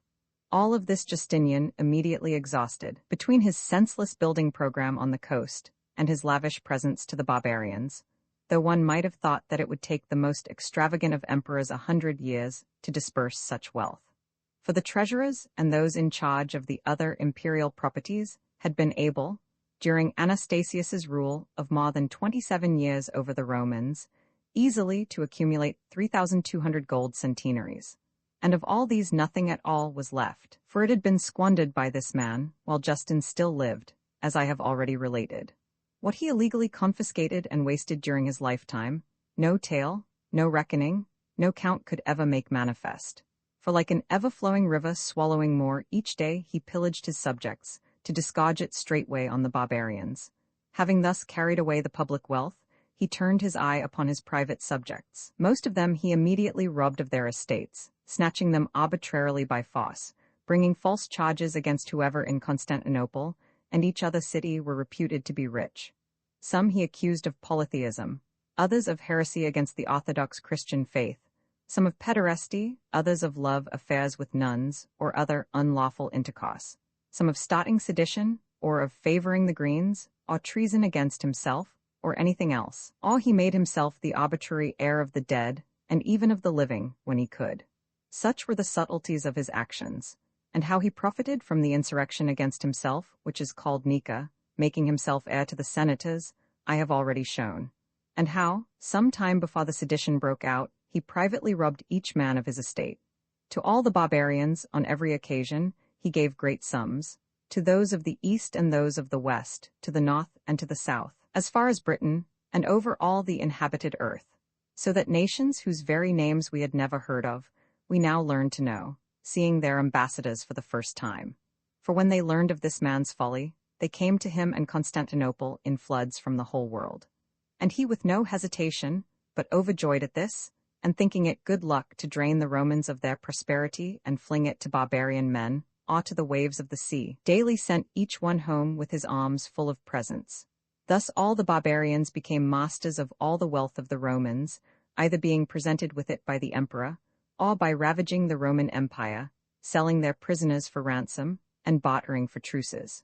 And the prophecy of the dream I mentioned above came to pass in this visible reality. Roman 2, how belated jealousy affected Belisarius's military judgment, to the joy of the enemy, for soon Belisarius went off to war on Chosroes. 8, and he took Photius with him. But Antonina remained behind, though this was contrary to her usual habit. She had always preferred to voyage wherever her husband went, lest he, being alone, come to his senses and, forgetting her enchantments, think of her for once as she deserved.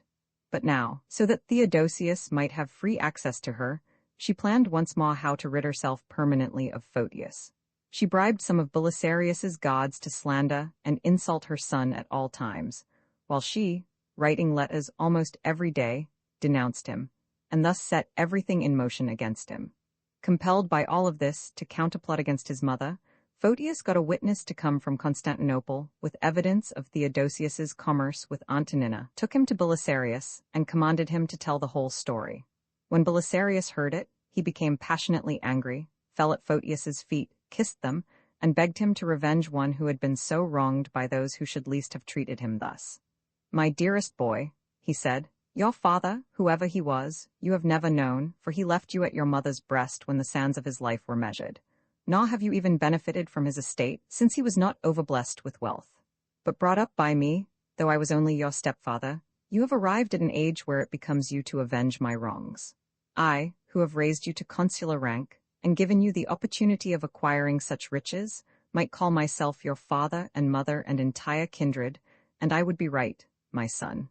For it is not by their kinship of blood, but by their friendly deeds that men are wont to measure their bonds to one another. Now the hour has come, when you must not only look on me in the ruin of my household and the loss of my greatest treasure, but as one sharing the shame of your mother in the reproach of all mankind. And consider, too, that the sins of women injure not only their husbands, but touch even more bitterly their children, whose reputation suffers the greater from this reason, that they are expected to inherit the disposition of those who bore them. Yet remember this of me, that I still love my wife exceedingly well, and if it is in my power to punish the ruiner of my house, to her I shall do no hurt. But while Theodosius is present, I cannot condone this charge against her."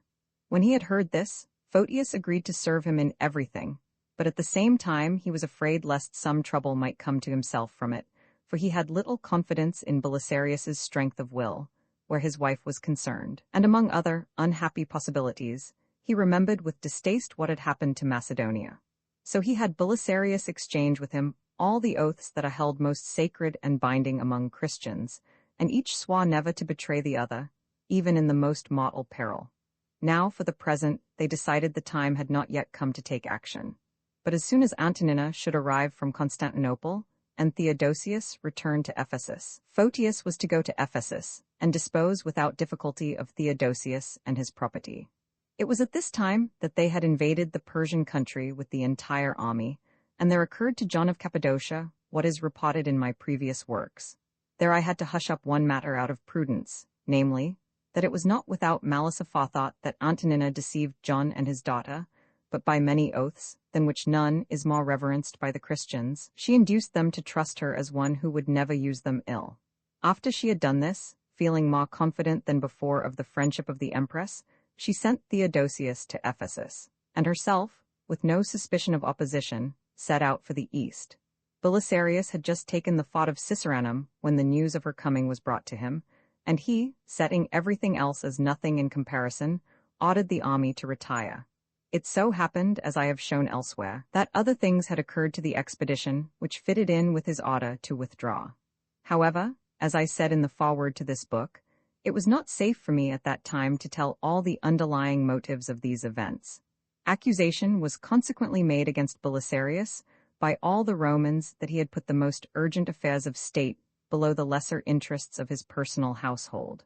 For the fact was that, possessed with jealous passion for his wife, he was unwilling to go far away from Roman territory, so that as soon as he should learn his wife was coming from Constantinople, he could immediately seize her and avenge himself on Theodosius. For this reason, he ordered the forces under Arethas to cross the Tigris River, and they returned home, having accomplished nothing worthy of mention. And he himself was careful not to leave the Roman frontier for much more than a 1 hour's ride. Indeed, the fort of Ciceranum, going by way of the city of Nisibis, is not more than a day's journey for a well-mounted man from the Roman border, and by another route is only half that distance. Yet if he had been willing in the beginning to cross the Tigris with his entire army, I believe he could have taken all the plunder in the land of Assyria, and marched as far as the city of Ctesiphon, with none to hinder him. And he could have rescued the captured Antiochians, and whatever other Romans' misfortune had brought there, and restored them to their native lands. Furthermore, he was culpable for Chosroes' unhindered return home from Colchis. How this happened I shall now reveal. When Chosroes, Cabades' son, invading the land of Colchis, accomplished not only what I have elsewhere narrated, but captured Petra, a great part of the army of the Medes was destroyed, either in battle or because of the difficulty of the country. For Lazica, 9, as I have explained, is almost roadless and very mountainous. Also, pestilence, falling upon them, had destroyed most of the army, and many had died from lack of necessary food and treatment. It was at this time that messengers came from Persia with news that Belisarius, having conquered Nabes in battle before the city of Nisibis, was approaching, that he had taken the fort of Cicerenum by siege, captured at the point of the spear Bleshames and 800 Persian cavalry, and that he had sent a second army of Romans under Arethas, ruler of the Saracens, to cross the Tigris and ravage all the land there that heretofore had not known fear. It happened also that the army of Huns which Chosroes had sent into Roman Armenia, to create a diversion there so that the Romans would not notice his expedition into Lazica, had fallen into the hands of Valerian and his Romans, as other messengers now reported, and that these barbarians had been badly beaten in battle, and most of them killed. When the Persians heard this, already in low spirits over their ill fortune among the Lazi, they now feared if they should meet a hostile army in their present difficulties, among precipices and wilderness, they would all perish in disorder. And they feared, too, for their children and their wives and their country. Indeed, the noblest men in the army of the Medes reviled Chosroes, calling him one who had broken his plighted word and the common law of man, by invading in time of peace the land of the Romans. He had wronged, they cried, the oldest and greatest of all nations, which he could not possibly surpass in war. A mutiny was imminent. Aroused at this, Chosroes found the following remedy for the trouble. He read them a letter which the empress had recently written to Zabaganes. This was the letter? How highly I esteem you, Zabaganes, and that I believe you friendly to our state, you, who were ambassador to us not so long ago, are well aware. Would you not be acting suitably to this high opinion which I have for you, if you could persuade King Chosroes to choose peace with our government? If you do this, I can promise you will be rewarded by my husband, who does nothing without my advice.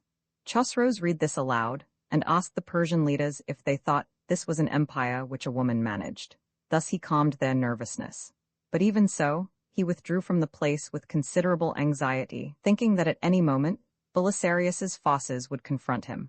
And when none of the enemy appeared to bar his retreat, with great relief he marched back to his native land. Roman 20 debasing of the quaestorship, he also had contrived other ways of plundering his subjects, which I will now describe as well as I can, by which he robbed them, not all at once, but little by little of their entire fortunes.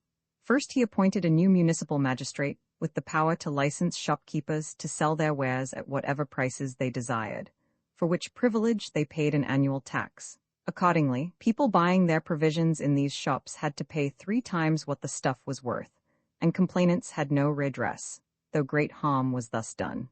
For the magistrates saw to it that the imperial tax was fattened accordingly, which was to their advantage. Thus the government officials shared in this disgraceful business, while the shopkeepers, empowered to act illegally, cheated unbearably those who had to buy from them, not only by raising their prices many times over, as I have said, but by defrauding customers in other unheard-of ways. Again, he licensed many monopolies, as they are called, selling the freedom of his subjects to those who were willing to undertake this reprehensible traffic, after he had exacted his price for the privilege. To those who made this arrangement with him, he gave the power to manage the business however they pleased, and he sold this privilege openly, even to all the other magistrates. And since the emperor always got his little share of the plundering, these officials and their subordinates in charge of the work did their robbing with small anxiety. As if the formally appointed magistrates were not enough for this purpose, he created 2 new ones, though the municipal prefect had formally been able to look after all criminal charges.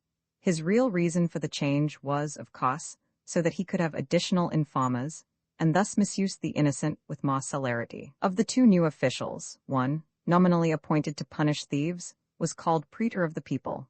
The other was charged with the punishment of cases of pederasty, illegal intercourse with women, blasphemy, and heresy, and his official name was Quaestor. Now the Praetor, whenever he found anything very valuable among the stolen goods that came to his notice, was supposed to give it to the emperor and say that no owner had appeared to claim it. In this way, the emperor continually got possession of priceless goods.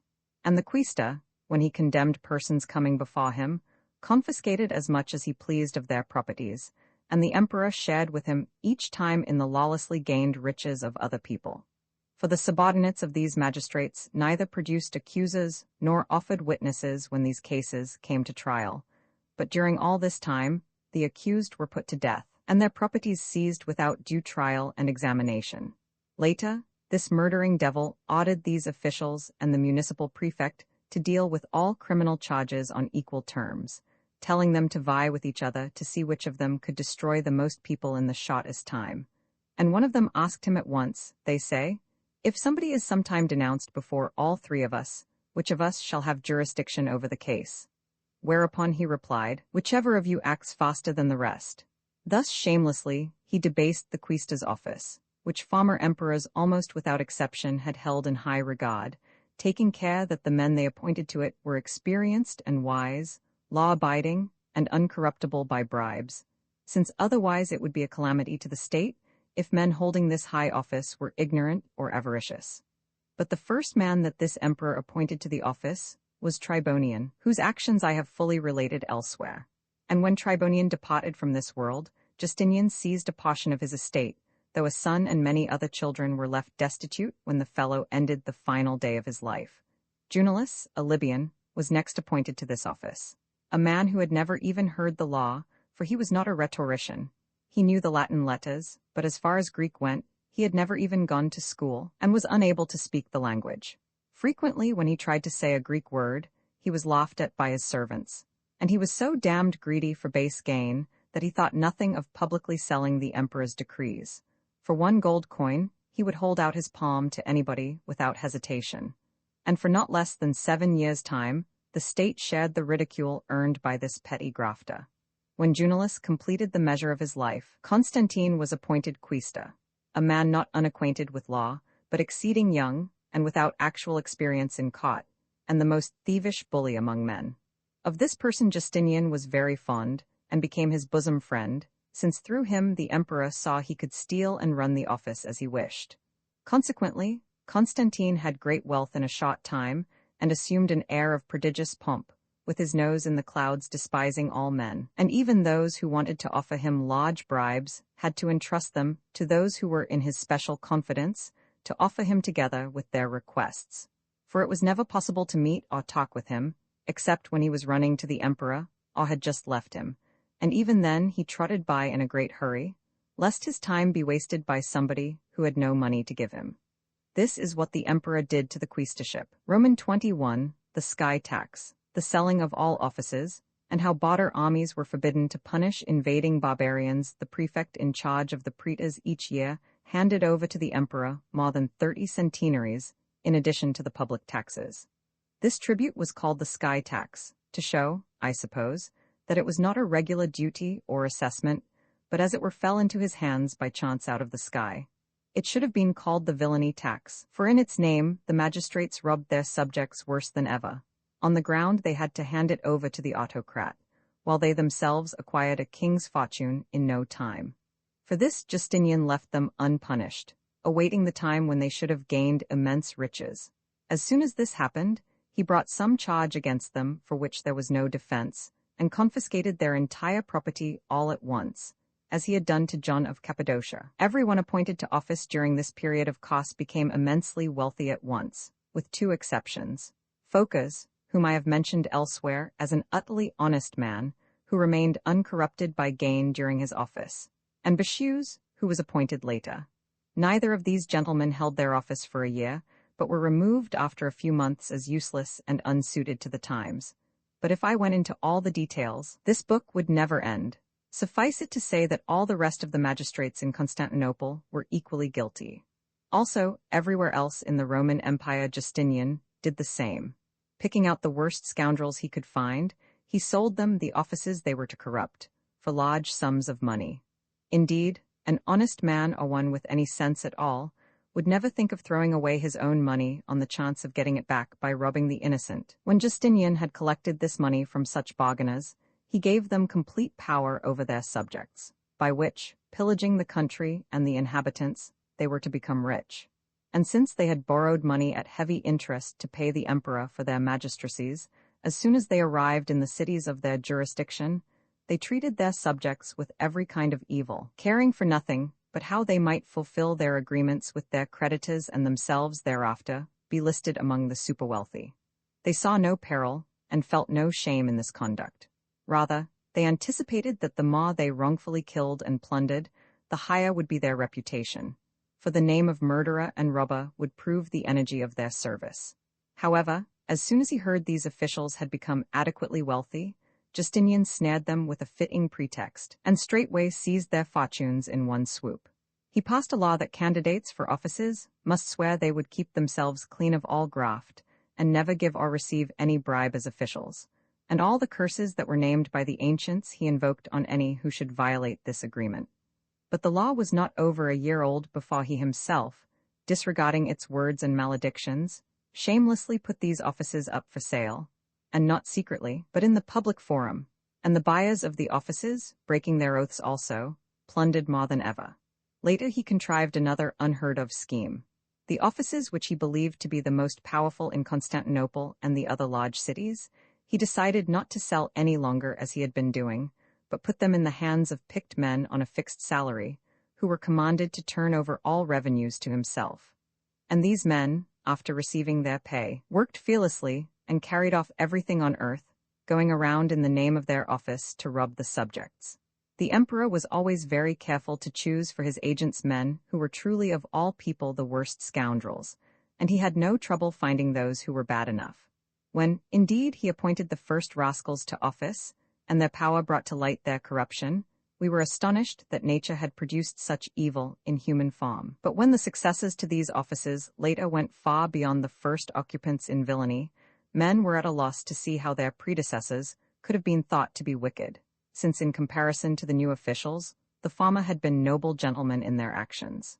And the third set, and those who followed them, out-Heroded the second lot in every kind of depravity, and by their ingenuity in inventing new methods of bringing false charges, gave all their predecessors the name of being virtuous and honest. As the evil progressed, it was eventually demonstrated that the wickedness of man has no natural limit, but when it feeds on the experience of the past and is given the opportunity to mistreat its victims, it is encouraged to such a degree that only those who are oppressed by it can measure it.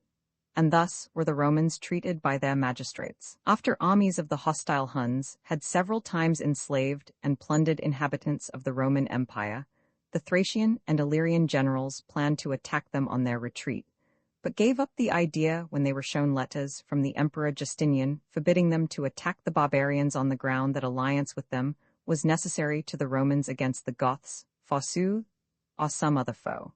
And after this, these barbarians ravaged the country as if they were the foe, and enslaved the Romans there, and, laden with booty and captives, these friends and allies of the Romans returned to their homes. Often some of the farmers of these regions, induced by longing for their children and wives who had been carried off to slavery, formed into bands and attacked the Huns, killing many, and capturing their horses laden with spoils. But the consequence of their success was unfortunate, for agents were sent from Constantinople to beat and torture them and seize their property, until they had given up all the horses they had taken from the barbarians. Roman 22. Further corruption in high places now, when the emperor and Theodora dismissed John of Cappadocia, they wished to appoint a successor to his office, and agreed to choose a still baser rogue. So they looked everywhere for such an instrument of tyranny, examining all manner of men that they might be able to ruin their subjects the faster.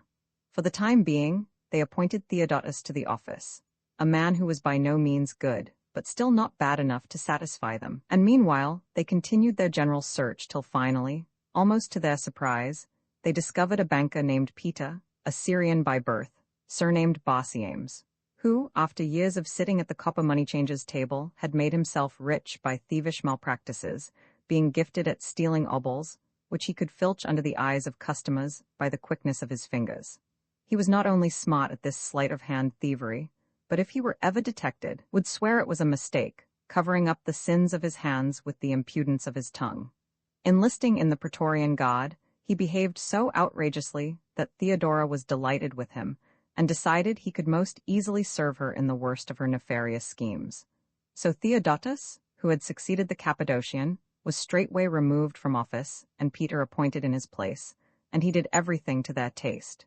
cheating all the soldiers of their due pay. Without the slightest shame or fear, he also offered offices for sale to a greater extent than ever to those who did not hesitate to engage in this impious traffic for dishonored positions, and he openly licensed those who bought these offices to use as they wished the lives and substance of their subjects. For he claimed himself, and granted to whoever paid the price of a province, the right to destroy and ravage without restriction. This sale of human lives proceeded from the first officer of the state, and by him the contract for the ruin of cities was made. Through the principal law courts and in the public forum went the licensed bandit who was given the name of collector of the money paid for high offices, which was in turn extorted from the despairing people. And of all the imperial agents, many of whom were men of repute, Peter selected for his own service those who were villains. In this he was not unique, for those who held the same office before and after him were equally dishonest. So were the master of offices, the palatine treasurers of the public and the emperor's private moneys, and those in charge of his personal estates, and in short, all who held public offices in Constantinople and the other cities. For from the time when this tyrant first managed the affairs of state, in each department the ministers without any justification claimed the moneys pertaining to that department for themselves, whenever he did not take them himself. And the subordinates of these officials, suffering the extremes of penury during all this time, were compelled to serve in the manner of slaves. Most of the great stores of grain that had been kept in Constantinople had rotted, but he forced each of the cities of the East to buy what was not fit for human consumption, and he made them pay not what was the usual price for the best grain, but a still higher rate, so that the purchasers who had thrown away large sums of money, buying at such extravagant prices, had then to throw the rotten grain into the sea or down the sewers. Then the grain that was still sound and wholesome, of which there was great abundance, he decided to sell to the cities that were in danger of famine. In this way he made twice the money which the public collectors had formerly taken by the sale of this grain. The next year, however, the harvests were not so ample, and the grain transports arrived at Constantinople with less than the necessary supply.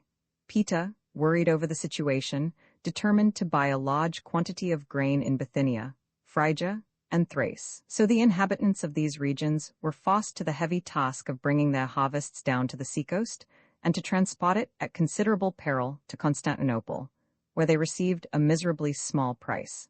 So great indeed were their losses that they would have been glad to give their grain outright to the state and pay a fine for that privilege.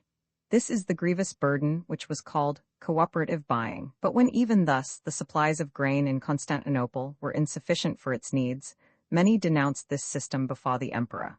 And at the same time, nearly all the soldiers, because they had not been given their due pay, assembled mutinously throughout the city and created a great uproar. The emperor turned now against Peter and decided to remove him from office, because of the above-mentioned complaints, and since he heard he had hidden a devilishly large amount of plunder of which he had robbed the state, which was indeed the case.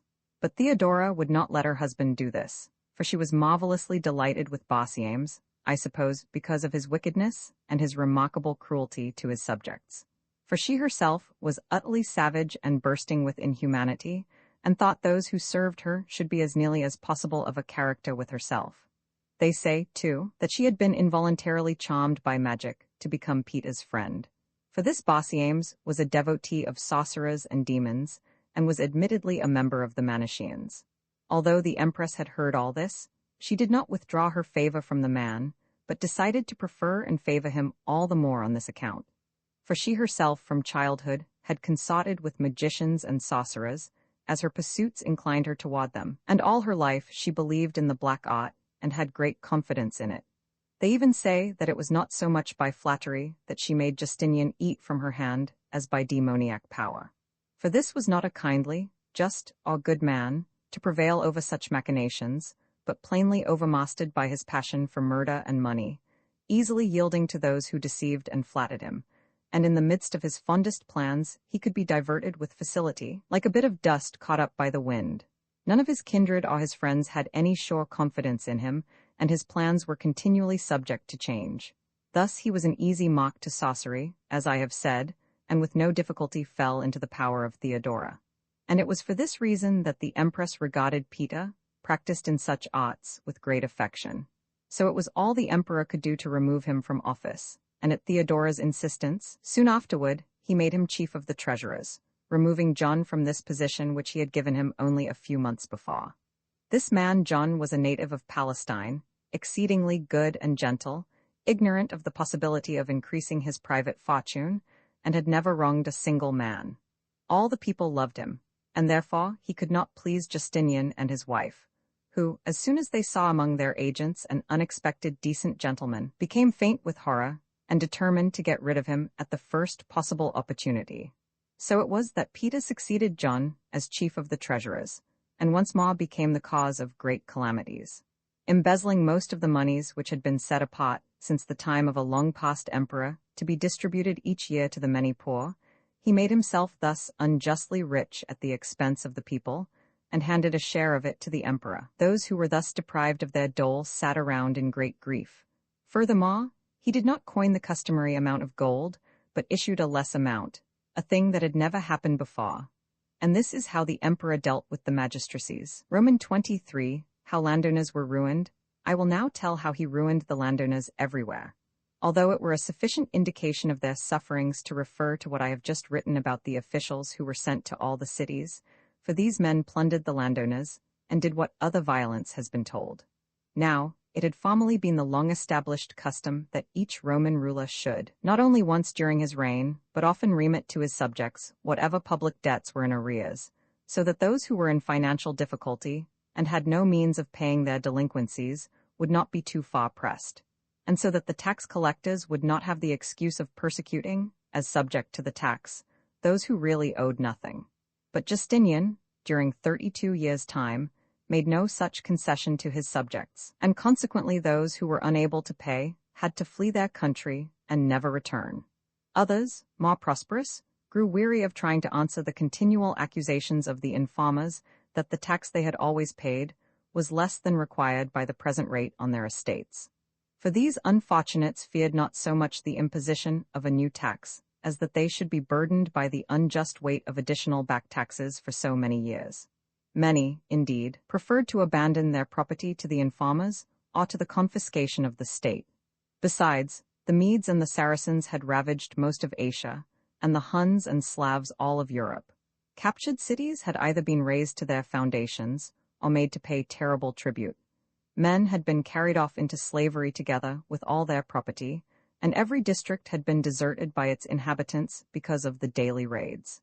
Yet no tax was remitted, except in the case of cities that had been captured by the enemy, and then only for 1 year. Yet if, as the Emperor Anastasius had done, he had decided to exempt the captured cities from taxation for 7 years, even so, I believe, he would not have done as much as he should.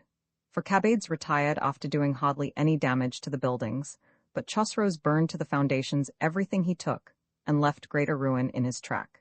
Yet to these remaining sufferers, for whom he made this ridiculous remission of taxes, and to all the others, who had many times been invaded by the army of the Medes, and been continually plundered by the Huns and barbarous Saracens in the east, and to those Romans who had met an equal fate daily from the barbarians in Europe, this emperor straightway became a more bitter foe than all the barbarians put together.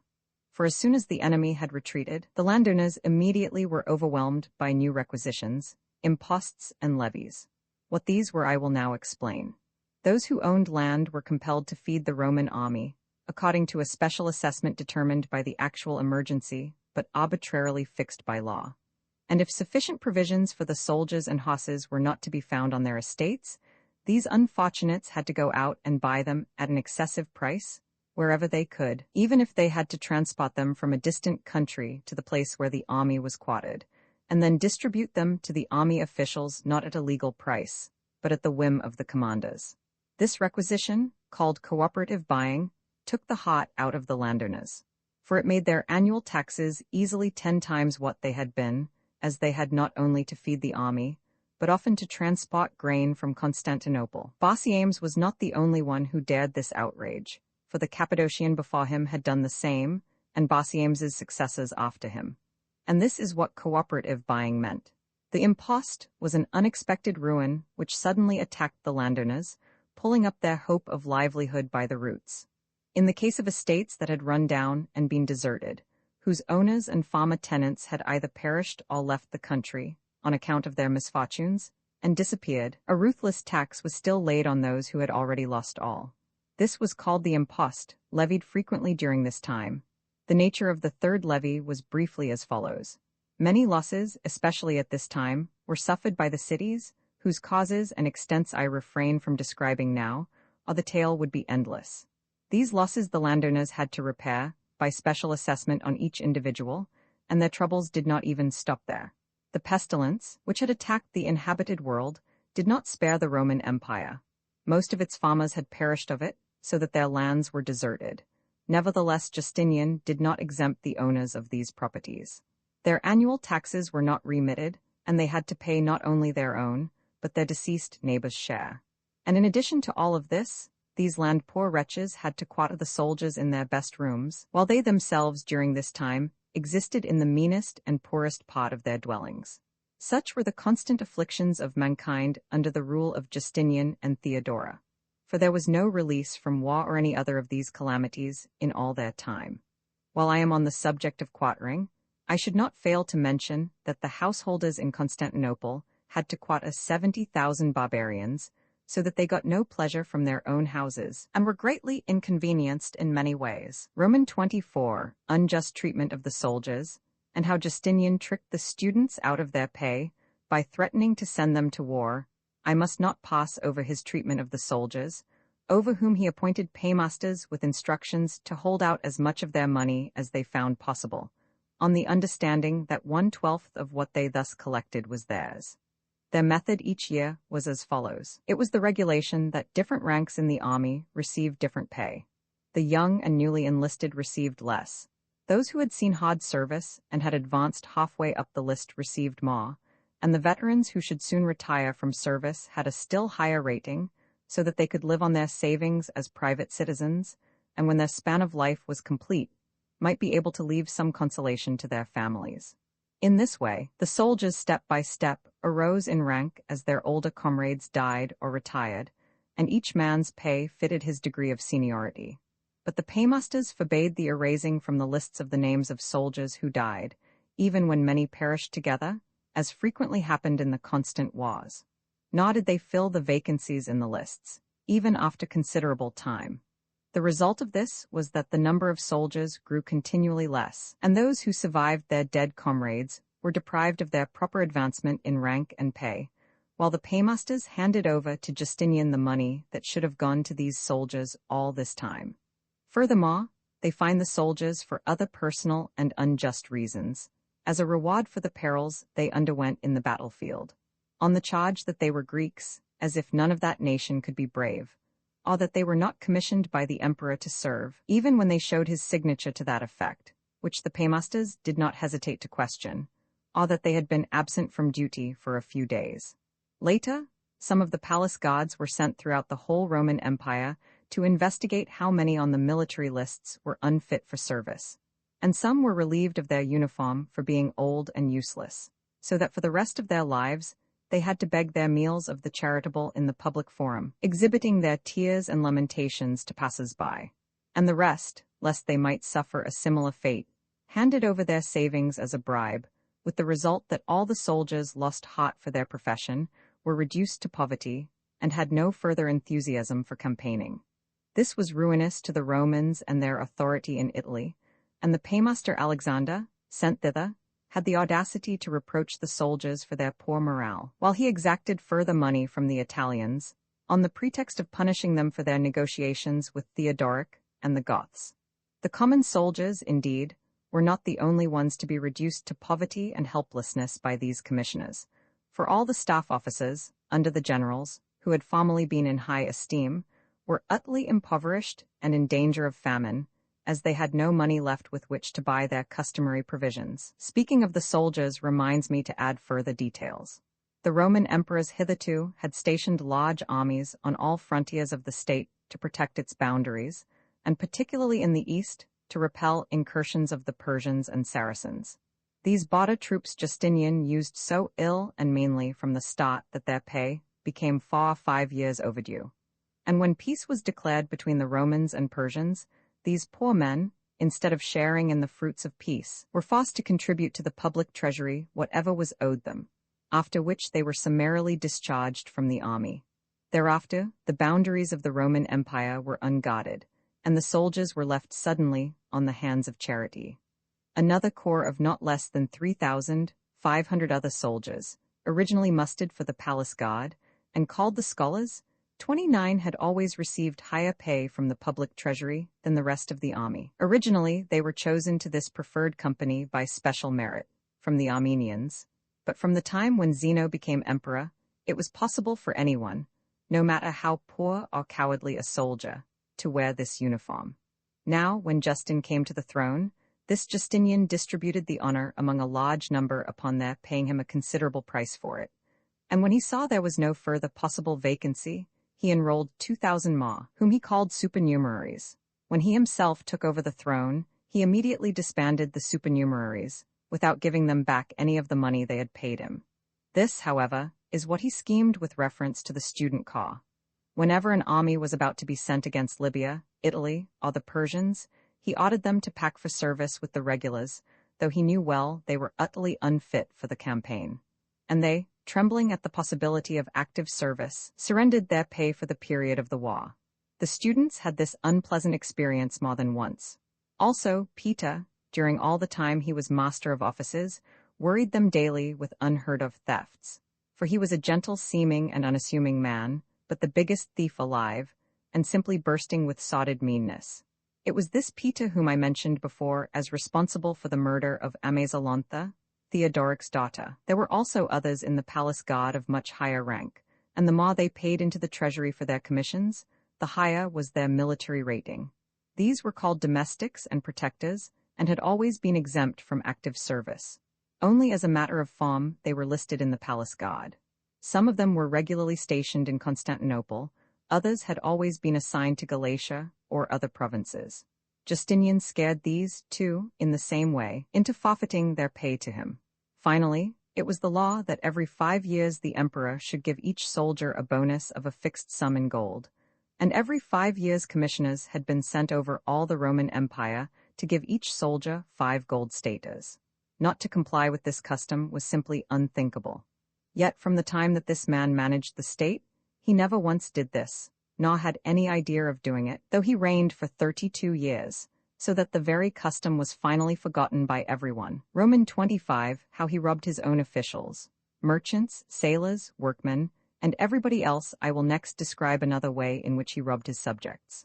Those who serve the emperor and the magistrates in Constantinople, either as guards or as secretaries or whatnot, are inscribed last in the list of officials. As time goes on, their rank advances as their superiors die or retire, and they replace them, until they reach the topmost dignity. Those who attained this highest rank, according to the long-established rule, were paid more than 100 gold centenaries a year, so as to have a competence for their old age, and that they might be able to discharge their many debts, which resulted in the affairs of state being competently and smoothly managed. But this emperor deprived them of nearly all this money, to the great harm of these officials and everybody else. For poverty, attacking them first, soon spread to the others who formerly shared their solvency. And if one could calculate the sums of money thus lost during 32 years, he would know of how great a total they were thus deprived. This is how the tyrant used his military aids. What he did to merchants and sailors, artisans and shopkeepers, and through them to everybody else, I will now relate. There are 2 straits on either side of Constantinople, one in the Hellespont between Sestos and Abydos, the other at the mouth of the Euxine Sea, where the Church of the Holy Mother is situated. Now in the Hellespontine Strait there had been no custom house, though an officer was stationed by the emperor at Abydos to see that no ship carrying a cargo of arms should pass to Constantinople without orders from the emperor, and that no one should set sail from Constantinople without papers signed by the proper officials, for no ship was allowed to leave Constantinople without permission of the Bureau of the Master of Offices.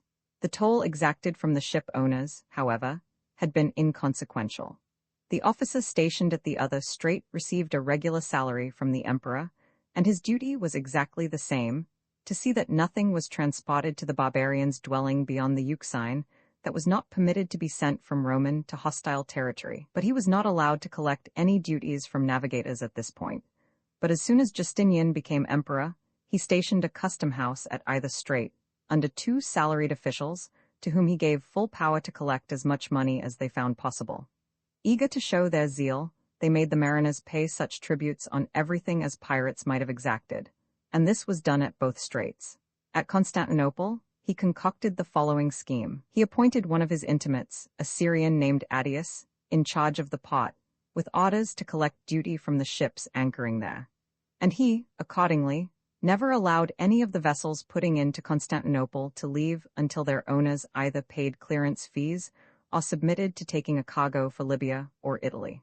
Some of the shipowners, however, refused to submit to this compulsion, preferring to burn their boats rather than sail at such a price, and considered themselves lucky to escape with this sacrifice. Those who had to continue sailing in order to live, on the other hand, charged merchants 3 times the former rate for carrying their wares, so that the merchants had to recoup these losses by selling their stuff to individual purchasers at a correspondingly high price, with the result that the Romans nearly died of starvation. This was the state of affairs throughout the empire. I must not omit, I suppose, mention of what the rulers did to the petty coinage. Formerly, the money changers had customarily given 210 obols, or fols, for 1 gold stata, but Justinian and Theodora, as a scheme for their private profit, ordered that only 180 obols should be given for a stata. In this way, they clipped off 1/6 of each gold coin possessed by the people. By licensing monopolies of nearly all kinds of wares, these rulers daily oppressed the purchasers. The sale of clothes was the only thing they left untouched, and even in this case they contrived the following scheme. Cloaks of silk had long been made in Berytus and Tyre, in Phoenicia. Merchants who dwelt in these, and all the artisans and workers connected with the trade, had settled there in early times, and from these cities this trade had spread throughout the earth. But during the reign of Justinian, those in this business at Constantinople and in the other cities raised the price of these garments, claiming that the price for such stuffs had been raised by the Persians, and that the import duties to Roman territory were also higher. The emperor, pretending to be incensed at this, proclaimed by edict that such clothing could not be sold for more than 8 gold coins a pound, and the punishment for disobeying this law was the confiscation of the transgressor's property. This seemed to everybody impossible and futile, for it was not practicable for the merchants, who imported silk at a higher price, to sell it to their customers for less. Consequently, they decided to stop dealing in it at all, and privately got rid of their present stock as best they could, selling it to such notables as took pleasure in throwing away their money for such finery, or thought they had to wear it.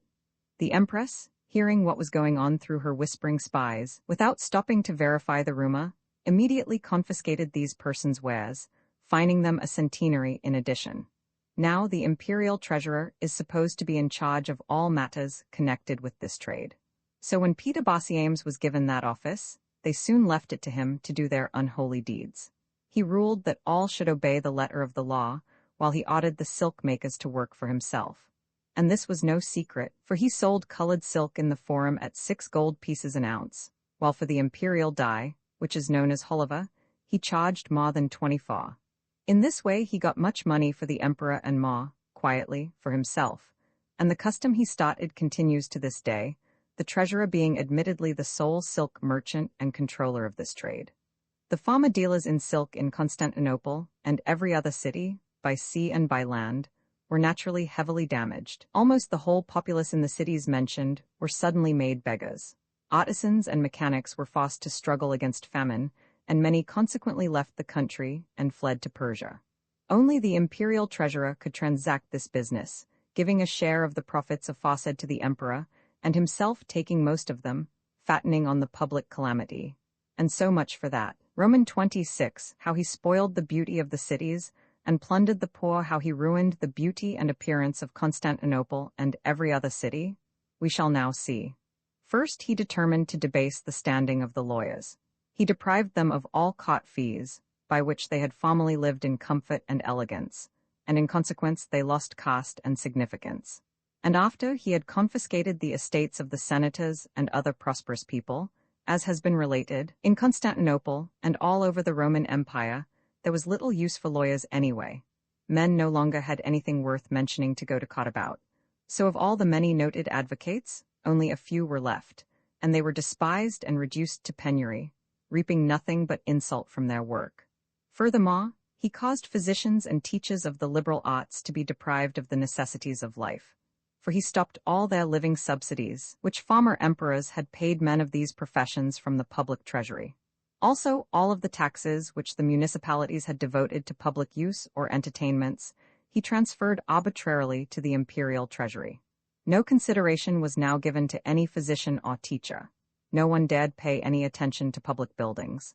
There were no public lights in any city, nor any entertainments for the citizens. For the theaters, hippodromes, and circuses, in which his wife had been born, bred, and educated, were all discontinued.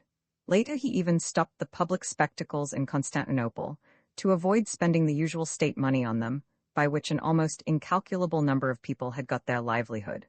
On these, individually and collectively, ruin and desuetude descended, and as if some cataclysm had fallen on them from heaven, their happiness was slain. And no other subject was spoken of among men, at home or in public or in the churches, than their calamities, their sufferings, and their overwhelming by the latest misfortune. Such was the state of affairs in the cities. Of what is left to tell, this is worth mentioning. Each year 2 Roman consuls were appointed, one at Rome, the other at Constantinople. And whoever was called to this honor was expected to spend more than 20 gold centenaries on the public, some of which came from the consul's private purse, but most was furnished by the emperor. This money was given to those others whom I have mentioned, but mostly to the poor and those employed in the theater, all of which was to the good of the city. But from the time Justinian came to power, these distributions were not made at the customary time, for sometimes a consul remained in office for year after year, till finally people wearied of hoping for a new one, even in their dreams. As a result, universal poverty was the case, since the usual annual relief was no longer afforded to subjects, and in every way all that they had was taken from them by their ruler. Now, I think I have shown sufficiently how this destroyer devoured all the public moneys, and robbed each member of the Senate, publicly and privately, of all his estates, and how by bringing false charges he confiscated the properties of everybody else who was reputed to be wealthy. I imagine I have adequately told. As in the case of the soldiers, subordinate officers, and the palace guard, the farmers and landowners, those whose business is in words, merchants, shipowners and sailors, mechanics, artisans, and market dealers, those whose livelihood is in the theater, and indeed everyone else who was affected in turn by the damage done to these. And now let us see what he did to those in need of alms, the poor, the beggars, and the diseased, for what he did to the priests will be described later. First, as I have said, he took control of all the shops, licensed monopolies of all the wares most necessary to life, and exacted a price of more than triple their worth from the citizens. And other details of what he did, I would not even attempt to catalogue in an endless book, since they were simply uncountable. He put a bitter and perpetual tax on the sale of bread, which the day laborers, the poor and the infirm could not help buying. From this sauce he demanded 3 centenaries a year, with the result that the bakers filled their loaves with shells and dust, for the emperor had no scruples against profiting meanly from even this unholy adulteration.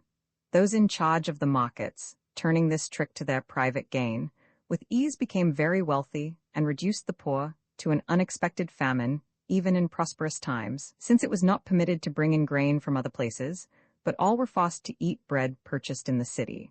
One of the municipal aqueducts, which furnished not a small share of the city water, collapsed, but the rulers disregarded the matter and refused to repair it, though the constant crowds who had to use the wells were fairly stifling, and all the baths were shut down.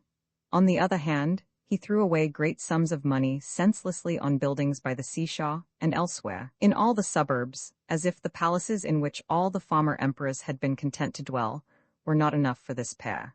So it was not to save money, but to destroy his subjects, that he refused to rebuild the aqueduct, for no one in all history had ever been born among men more eager than Justinian to get hold of money, and then to throw it immediately away again.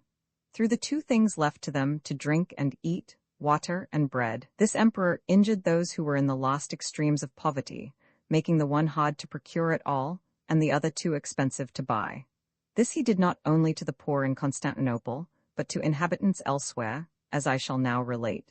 When Theodoric captured Italy, he permitted the palace guard to remain in Rome, that some trace of the ancient state might be left, and he continued their daily pay. These soldiers were quite numerous, comprising the silentiarii, the domestics, and the student car, who were soldiers only in name. Their pay was just enough to live on, and Theodoric ordered that this should revert, on their deaths, to their children and families. Among the poor, who lived near the church of St. Peter the Apostle, he distributed each year 3,000 bushels of grain from the public granary, which they continued to receive until the arrival in Italy of Alexander, the Cissa's .30. This man immediately decided to deprive them of all this. When Justinian, emperor of the Romans, learned of this economy, he was greatly pleased and favored Alexander more than ever. It was on his way here that Alexander treated the Greeks as follows. The fortress at Thermopylae had long been guarded by the neighboring farmers, who took turns watching the wall whenever an incursion of barbarians into the Peloponnese was anticipated. But this Alexander, when he arrived there, claimed it was to the advantage of the Peloponnesians not to allow this pass to be kept by farmers. So he stationed 2,000 soldiers there, to be paid not out of the imperial treasury, but by all the cities of Greece. And on this pretext, he diverted all their public and entertainment revenues to the general fund, saying that from it food would be bought for these soldiers. In consequence, after this, everywhere in Greece, including even Athens, no public buildings or any other benefit could be considered. But Justinian of course approved this action of the Cissas, and that is what happened here. Then there is the matter of the poor in Alexandria. Among the lawyers there was one Hephaestus, who, on being made governor of Alexandria, put a stop to civic sedition by intimidating the rioters, but reduced all the inhabitants to the utmost misery. For he immediately brought all the wares in the city under a monopoly, forbidding other merchants to sell anything, and himself became the only dealer and sole vendor of all wares, fixing prices as he pleased under his supreme power. By the consequent shortage in necessary provisions, the city of Alexandria was greatly distressed, where formerly even the very poor had been able to live adequately, and the high price of bread pinched them most. For he alone bought up all the grain in Egypt, not allowing anyone else to purchase as much as a single bushel, and thus he controlled the supply and price of bread as he pleased. In this way, he soon amassed unheard of wealth, at the same time satisfying the greed of the emperor. The people of Alexandria, through fear of Hephaestus, bore their suffering in silence, and the emperor, awed by the abundance of money that continuously came to him from that quarter, was wonderfully delighted with his governor. This Hephaestus, planning to incur even greater favor of the emperor, contrived the following additional scheme. When Diocletian became ruler of the Romans, he ordered a large quantity of grain to be given yearly to the poor in Alexandria. And the Alexandrians, distributing this among themselves at that time, had transmitted the right to receive this bounty to their descendants up to this time. But Hephaestus, depriving these needy ones of this charity, which amounted to 2,000,000 bushels, diverted it to the imperial granary, and wrote to the emperor that these men had been getting this dole unjustly and not in accordance with the interests of state. The emperor, approving this action, was still fonder of him than before. But such Alexandrians whose hope of life had been in the distribution, in their present bitter distress felt the full benefit of his inhumanity. Roman 27, how the defender of the faith protected the interests of the Christians. The deeds of Justinian were such that all eternity would not be long enough in which to describe them adequately. So a few examples will have to suffice to illuminate his whole character to future generations. What a dissembler he was, how he disregarded God, the priests, the laws, and the people who showed themselves loyal to him. He had no shame at all, either when he brought destruction on the state or at any misdeed. He did not bother to try to excuse his actions, and his only care was how he might get sole possession of all the wealth of the world. To begin, as Bishop of Alexandria, he appointed a man by the name of Paul. At this time, one Rhodon, a Phoenician, was governor of that city. Him he ordered to serve Paul with all zeal, and to allow none of his instructions to be unfulfilled, for thus he thought he could associate all the priests in Alexandria under the Synod of Chalcedon. Now there was a certain Arsenius, a native of Palestine, who had become one of the most useful intimates of the Empress Theodora, and consequently, after acquiring great power and wealth, had been raised to senatorial rank, though he was a disgusting fellow. He was a Samaritan, but so as not to lose his official rank and power, became a nominal Christian, while his father and brother, encouraged by his authority, continued in their ancestral faith in Scythopolis, where, with his consent, they persecuted the Christians intolerably. As a result of this, the citizens revolted and put them both to a most shameful death. Many later troubles afflicted the people of Palestine because of this. At the time, however, neither Justinian nor the empress did anything to punish Arsenius, though he was principally responsible for the whole trouble. They merely forbade him entrance to the palace, to get rid of the crowds of Christians complaining against him. This Arsenius, thinking to please the emperor, soon after went to Alexandria with Paul, to assist him generally and in special to help him get the goodwill of the Alexandrians. For during the time he had been barred from the palace, he affirmed he had become learned in all the Christian doctrines. This displeased Theodora, for she pretended to disagree with the emperor in religious matters, as I have told before. As soon as they arrived in Alexandria, Paul handed over a deacon by the name of Sos to Rhodon to be put to death, on the charge that this man alone stood in the way of the accomplishment of the emperor's wishes. And following instructions in letters from the emperor, which came frequently and cogently, Rhodon ordered the man to be scourged, after which, while he was being racked by the torture, he up and died. When news of this reached the emperor, at the empress's instigation, he expressed horror at what had been done by Paul, Rhodon, and Arsenius, as if he had forgotten his own instructions to these men. He now appointed Liberius, a patrician from Rome, governor of Alexandria, and sent certain priests of good reputation to Alexandria to investigate the matter. Among these were the archdeacon of Rome, Pelagius, who was commissioned by Pope Vigilius to act as his legate. Paul, convicted of the murder, was removed from the bishopric. Rhodon, who fled to Constantinople, was beheaded by the emperor and his estates confiscated, although the man produced 13 letters which the emperor had written him, insisting and commanding him to serve Paul in everything and never to oppose him, so that he could fulfill his every wish in religious matters. Liberius, at Theodora's order, crucified Arsenius, and the emperor confiscated his property, though he had no charge to bring against him, except that he had been intimate with Paul. Now, whether his actions in this matter were just or otherwise, I cannot say, but I shall soon show why I have described the affair. Some time later, Paul came to Constantinople and offered the emperor 7 gold centenaries if he would reinstate him in the holy office from which, he claimed, he had been illegally removed. Justinian genially took the money, treated the man with great respect, and agreed to make him bishop of Alexandria again very soon, though another now held the office, as if he did not know that he himself had put to death Paul's friends and helpers, and had confiscated their estates. So the Augustus zealously extended every effort to arrange this matter, and Paul was generally expected to regain his bishopric one way or another. But Vigilius, who was in the capital at the time, decided not to yield to the emperor's command in such a case, and he said he could not annul a decision which Pelagius had given as his legate. And the emperor, whose only idea was to get the money, dismissed the matter. Here is another similar case. There was a certain Faustin, born in Palestine, and of an old Samaritan family, who accepted a nominal Christianity when the law constrained him. This Faustin became a senator and a governor of his province, and when his term of office expired a little later, he came to Constantinople, where he was denounced by certain priests as having favored the Samaritans and impiously persecuted the Christians in Palestine.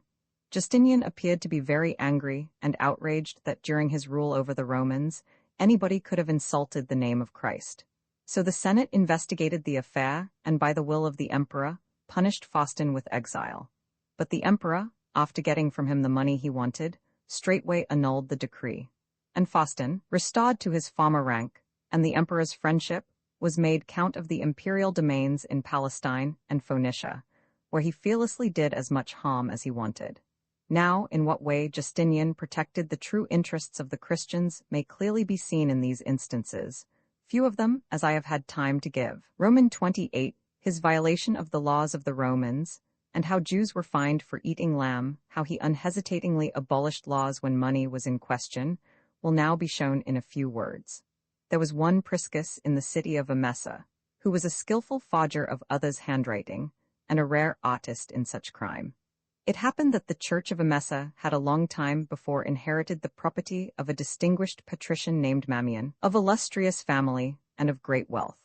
During Justinian's reign, Priscus inventoried all the families of the mentioned city, so as to find which were adequately rich to be worth plundering, and after he investigated their family history, and found ancient letters in their ancestors' handwriting, he forged documents purporting to be their agreements to pay to Mammon Lodge sums of money which were supposed to have been left with them by him as a deposit. The amount of money mentioned as an obligation in these forgeries was not less than 100 gold centenaries.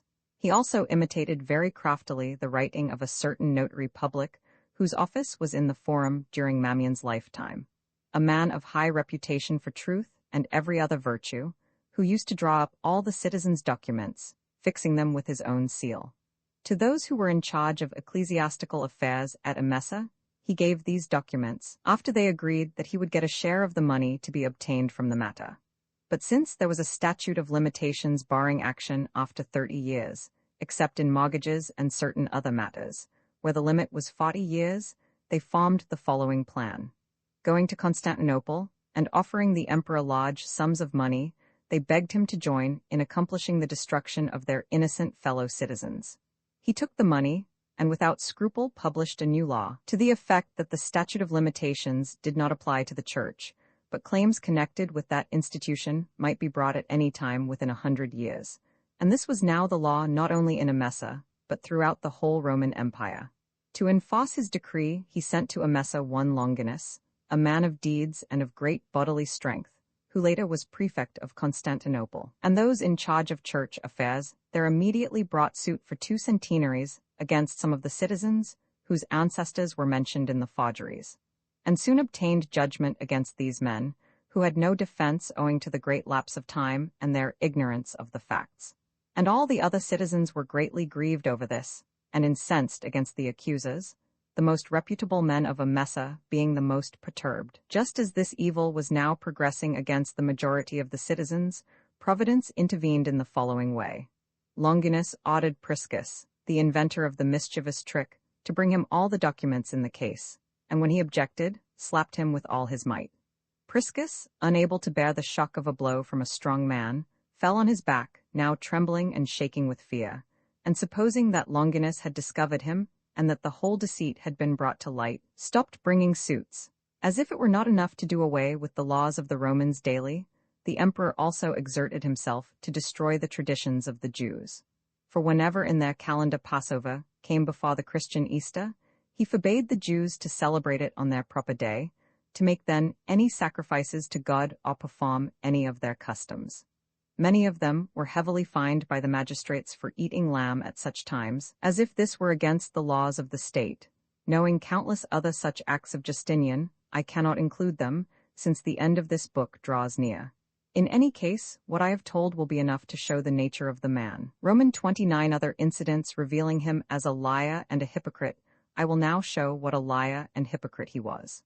This Liberius, whom I recently mentioned, he removed from office, and in his stead appointed John, an Egyptian, surnamed Laxarian. When Pelagius, a particular friend of Liberius's, heard of this, he asked the emperor if the report about Laxarian's appointment were true. And he immediately denied it, assuring him he had done nothing of the sort, and gave him a letter to take to Liberius charging him to stick tight to his office and give it over to nobody, as he, Justinian, had not the slightest idea of removing him from it at this time. Now, John had an uncle in Constantinople named Eudaemon, of consular rank and great wealth, who was at the time count of the imperial estates. This Eudaemon, when he heard the rumor, also went to the emperor to inquire if the office were really going to his nephew. And Justinian, in contradiction of what he had written to Liberius, now wrote a document to John, telling him to take over the office by all means, as his intentions were unchanged. John, trusting in this instruction, ordered Liberius to retire from his office as he had been officially removed. But Liberius, with equal confidence, of course, in the letter he had had from the emperor, refused. So John went after Liberius with an armed guard, and Liberius with his own guard defended himself. During the fight many were killed, including John himself, the new governor. Now at Eudaemon's instigation, Liberius was summoned to Constantinople. The Senate investigated the affair, and acquitted Liberius, since what he did had been in self-defense. The emperor, however, did not let him off until he had privately paid him a fine. This shows Justinian's love of truth and how he kept his word. It might not be out of the way for me to tell a sequel of this incident. This Eudaemon died a little later, leaving many relatives but no will of any kind. About the same time, the chief eunuch of the palace, Euphrates, was released from life, leaving a nephew but no will disposing of his considerable property. The emperor seized both estates, making himself the arbitrary heir, and did not give as much as a 3-obol piece to the legal inheritors. Such was the respect for law and the kinsmen of his friends that this emperor had. So, also, he seized the estate of Ionius, who had died some time before, without any proper claim to it of any kind. Another thing that happened at this time I must also not fail to tell. One Anatolius was foremost in the Senate of Ascalon. His daughter was married to a citizen of Caesarea by the name of Mamillion, of illustrious family. This girl was Anatolius's legal heir, since she was his only child. Now there was an ancient law that when a senator of any of the cities departed this world, leaving no male issue, 1/4 of his estate should go to the senate of his city, and all the rest to his heirs. Here again the tyrant had showed his true character. He made a new law reversing the rule, decreeing that when a senator died without male issue, his heirs should get 1/4 of his estate, and all the rest should go to the imperial treasury and the local senate. Never in the memory of man had the treasury or the emperor shared the estate of a senator. While this new law was in force, Anatolius reached the final day of his life. His daughter was about to divide her inheritance with the treasury and the city senate according to the law, when she received letters from both the emperor and the Ascalon senate, dismissing all their claims to the property, on the ground they had already all that was properly their just due. Later Mamillion also died, Anatolius's son-in-law, leaving one daughter, who of course inherited his estate. While her mother was still living, this daughter too died, after marrying a man of distinction by whom she had no children, male or female.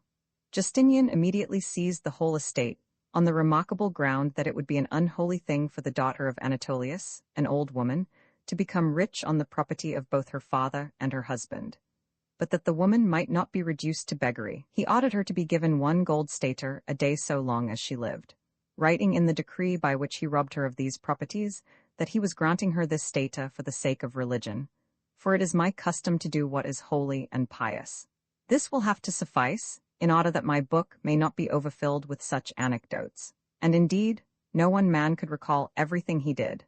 I will show how he cared nothing for even the blues, who were devoted to him. When money was at stake, there was a Cilician named Malthanes, son-in-law of that Leo who was, as I have said, a referendar. Justinian sent this Malthanes to restore order among the Cilicians. On this pretext, Malthanes inflicted intolerable sufferings on most of his fellow citizens and robbed them of their money, some of which he sent to the tyrant, enriching himself unjustly with the rest. Now some bore their sufferings in silence, but those of the inhabitants of Tarsus who were blues, trusting in the favor of the empress, assembled in their forum to insult Malthanes, who was not present.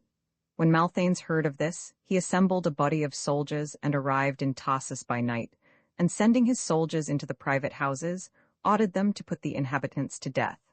Thinking this was an invasion by an enemy, the blues defended themselves, and among other evils that took place in the darkness, it happened that Damian, a senator, was killed by an arrow wound. This Damian was president of the local blues, and when the news came to Constantinople, the indignant blues there made a great uproar throughout the city, and gathered in crowds to complain violently to the emperor, while they uttered terrible threats against Leo and Malthanes. The emperor pretended to be no less outraged at the affair, and immediately wrote to order an investigation and punishment of Malthanes by his citizens. But Leo gave him a large sum of money, so he stopped inquiry and his interest in the blues. With the affair thus unsettled, the emperor received Malthanes at Constantinople with all favor and esteem. As he was leaving the imperial presence, the blues, who had been on the lookout for him, attacked him in the very palace and would have killed him if some of their party, who had been bribed by Leo, had not stopped them. Who would not call that state most miserable, in which the emperor accepts bribes to leave an inquiry unfinished, and in which factionists, while the emperor is in the palace, dare to mutiny against one of their own magistrates and lift violent hands against him? However, no punishment for this was ever brought on either Malthanes or those who attacked him. And from this alone, if you pleased, You could prove the character of Justinian. Roman 3, showing the danger of interfering with a woman's intrigues, especially when the woman is the friend of an empress on his return to Roman territory. Belisarius found his wife just arriving from Constantinople. He put her under God in disgrace, and often was on the point of putting her to death. But each time he weakened, overcome, I suppose, by the rekindling of his love for her. But they say he was also driven from his senses by magic philters she gave him. Meanwhile, the outraged Photius had gone to Ephesus, taking the eunuch Caligonus, Panda for his mistress, with him, in chains, and under the whip. During the course of his journey, Caligonus confessed all his lady's secrets. But Theodosius again learned of his peril, and fled to the church of St. John the Apostle, which is the holiest and most revered sanctuary thereabouts. However, Andrew, bishop of Ephesus, was bribed by Photius to give the man up into his hands. Theodora was now in some fear for Antonina, for she had heard what had happened to her, so she sent word to Belisarius to bring his wife to Constantinople. Photius, hearing of this, sent Theodosius to Cilicia, where his own lances and shield-bearers happened to be wintering, enjoining upon those who took him thither to do so as secretly as possible, and on arriving in Cilicia to hide him privately in the garrison, letting no one know where in the world he was. Then, with Caligonus and Theodosius's considerable moneys, Photius went to Constantinople. Now the empress gave evidence to all mankind that for every murder to which she was indebted, she could pay in greater and even more savage requital. For Antonina had betrayed for her one enemy, when she had lately ensnared the Cappadocian, but she ruined, for Antonina's sake, a number of blameless men. Some of Belisarius's and Photius's acquaintances she put to the torture, when the only charge against them was that they were friends of the two, and to this day we do not know what was their ultimate fate, and others she banished into exile on the same accusation. One man who had accompanied Photius to Ephesus, a senator who was also named Theodosius, not only lost his property, but was thrown into a dungeon, where he was fastened to a manger by a rope around his neck so short that the noose was always tight and could not be slackened. Consequently, the poor man had to stand at the manger all the time, whether he ate or sought sleep or performed the other needs of the body. The only difference between him and an ass was that he could not bray. The time the man passed in this condition was not less than 4 months, after which, overcome by melancholy, he went mad, and as such they set him free to die. The reluctant Belisarius she forced to become reconciled with his wife, while Photius, after she had him tortured like a slave and scourged on the back and shoulders, was ordered to tell where Theodosius and the panda were. But in spite of his anguish at the torture, he kept silent as he had sworn to do, though he had always been delicate and sickly, had to be very careful of his health, and was hitherto inexperienced in such outrage and ill treatment. Yet none of Belisarius's secrets did he divulge. Later, however, everything that up to this time had been concealed came to light. Discovering Caligonus in the neighborhood, Theodora handed him over to Antonina, and then had Theodosius brought back to Constantinople, where she hid him in her palace. On the day after his arrival, she sent for Antonina. "My dearest lady," she said, "a pearl fell into my hands yesterday, such a one as no mortal has ever seen. If you wish, I will not grudge you a sight of this jewel, but will show it to you." Not knowing what had happened, her friend begged Theodora to show her the pearl, and the empress, leading Theodosius from the rooms of one of the eunuchs, revealed him. For a moment, Antonina, speechless with joy, remained dumb. Then she broke into an ecstasy of gratitude and called Theodora her savior, her benefactress, and her true mistress. Thereafter, the empress kept Theodosius in the palace, wrapping him in every luxury, and declared she would even make him general of all the Roman forces before long. Justice, however, intervened. Carried off by a dysentery, he disappeared from the world of men. 10 Now, in Theodora's palace, were certain secret dungeon rooms, dark, unknown, and remote, wherein there was no difference between day and night. In one of these Photius languished for a long time. He had the good fortune, however, to escape, not once, but twice. The first time he took refuge in the Church of the Virgin Mother, which is the most holy and famous of the churches in Constantinople, and there took his place at the sacred table as a suppliant. But she captured him even here, and had him removed by force. The second time he fled to the Church of St. Sophia, and sought sanctuary at the Holy Font, which of all places the Christians most reverence. Yet even from here the woman was able to drag him. For to her no spot was too awful or venerable to transgress, and she thought nothing of violating all the sanctuaries put together. Like all the rest of the people, the Christian priests were struck dumb with horror, but stood to one side and suffered her to do as she willed. Now for 3 years Photius remained thus in his cell, and then the prophet Zechariah came to him in a dream, and ordered him in the name of the Lord to escape, promising to aid him in this. Trusting in the vision, he broke loose again, and unnoticed by anyone made his way to Jerusalem. Though he passed through countless thousands of men on his flight, not one of them saw the youth. There he shaved his head, assumed the garb of the monks, and was free at last from the punishment of Theodora. But Belisarius, disregarding his word of honor, took no measures to avenge his accomplices' suffering of such impious treatment as has been told, and all of his military expeditions from this time on failed, presumably by the will of God. For his next campaign against Chosroes and the Medes, who were for the 3rd time invading Roman territory, was severely criticized, though one good thing was said of him, that he had driven the foe back.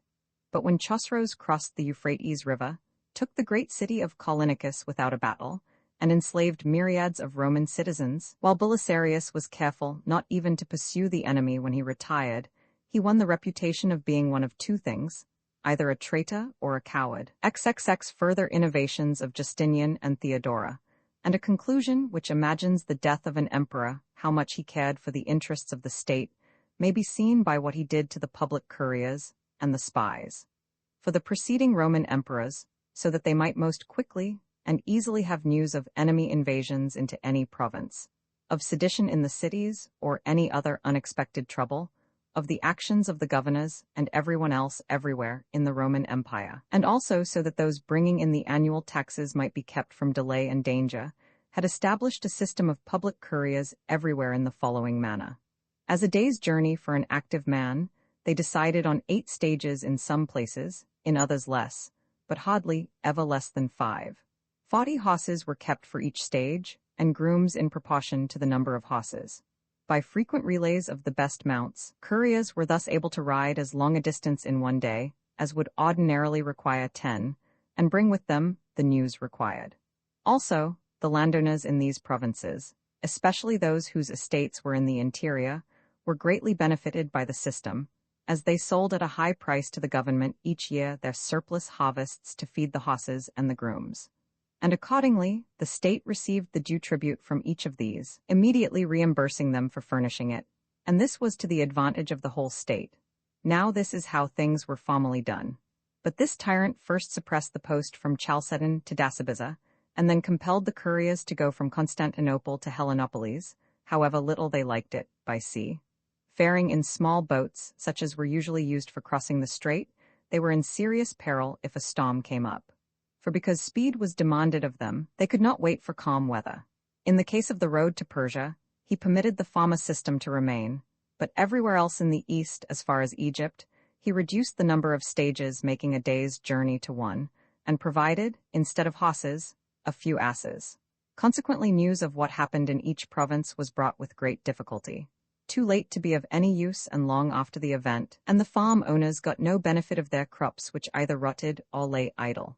The spies were organized as follows. Many men were formally supported by the treasury, who visited the enemy, especially the Persian court, to find out exactly what was going on. On their return to Roman territory, they were able to report to the emperors the secrets of the enemy. And the Romans, being warned, were on guard and could not be taken by surprise. This system was also a long-established custom with the Medes, and Chosroes, they say, increased the pay of his spies and benefited by the precaution. But Justinian did away with the practice of hiring Roman spies, and in consequence lost much territory to the enemy, including Lazica, which was taken because the Romans had no information as to where the Persian king was with his army. The state had also always kept a large number of camels, which carried all the baggage when the Roman army marched against the foe. Thus the peasants did not have to carry burdens, and the soldiers lacked no necessity. But Justinian did away with almost all of these animals. Consequently, when the Roman army now marches against the enemy, it is impossible for it to be supplied with what it needs. Such was the zeal he displayed for the interests of the state. There is nothing like mentioning one of his ridiculous acts. Among the lawyers at Caesarea was one Evangelius, a man of no mean distinction, who, favored by the winds of fate, became the master of much money and much land. Eventually he bought a village on the seacoast, named Porphyrion, for 3 gold centenaries. Learning of this, Justinian immediately took the place from him, giving him back only a small fraction of the price he had paid, and uttered the remark that it would never do for Evangelius, a mere lawyer, to be the lord of such a village. Well, we must stop somewhere when we begin to recall all these stories. This, however, is worth telling among the innovations of Justinian and Theodora. Formerly, when the Senate approached the emperor, it paid homage in the following manner. Every patrician kissed him on the right breast, the emperor kissed the patrician on the head, and he was dismissed. Then the rest bent their right knee to the emperor and withdrew. It was not customary to pay homage to the queen, but those who were admitted to the presence of Justinian and Theodora, whether they were patricians or otherwise, fell on their faces on the floor, stretching their hands and feet out wide, kissed first one foot and then the other of the Augustus, and then retired. Nor did Theodora refuse this honor, and she even received the ambassadors of the Persians and other barbarians 31 and gave them presents, as if she were in command of the Roman Empire, a thing that had never happened in all previous time. And formerly intimates of the emperor called him emperor and the empress, and the other officials according to the title of their rank. But if anybody addressed either of these two as emperor or empress without adding your majesty or your highness, or forgot to call himself their slave, he was considered either ignorant or insolent and was dismissed in disgrace as if he had done some awful crime or committed an unpardonable sin. And before, only a few were sometimes admitted to the palace. But from the time when these two came to power, the magistrates and everybody else had no trouble in fairly living in the palace. This was because the magistrates of old had administered justice and the laws according to their conscience, and made their decisions while in their own offices, while their subjects, neither seeing nor hearing any injustice, of course had little cause to trouble the emperor. But these two, taking control of everything to the misfortune of their subjects, forced everyone to come to them and beg like slaves. And almost any day one could see the law courts nearly deserted, while in the hall of the emperor there was a jostling and pushing crowd that resembled nothing so much as a mob of slaves. Those who were supposed to be in the imperial favor would stand there all day and most of the night, sleepless and foodless, until they were exhausted. And this is what their presumed good fortune got them. And those who were free of all this sort of thing asked each other what would become of the prosperity of the Romans. For some were sure it was already in the hands of the barbarians, and others said the emperor had hidden it away in his various dwelling places.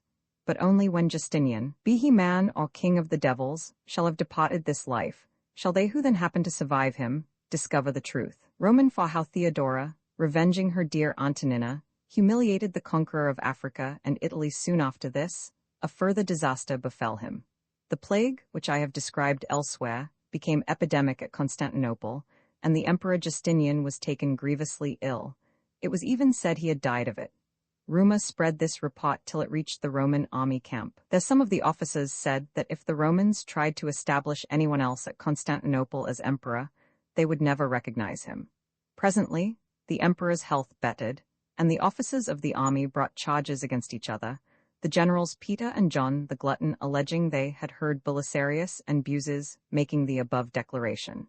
This hypothetical mutiny the indignant queen took as intended by the two men to refer to herself. So she recalled all the officers to Constantinople to investigate the matter, and she summoned Buses impromptu to her private quarters, on the pretext she wished to discuss with him matters of sudden urgency.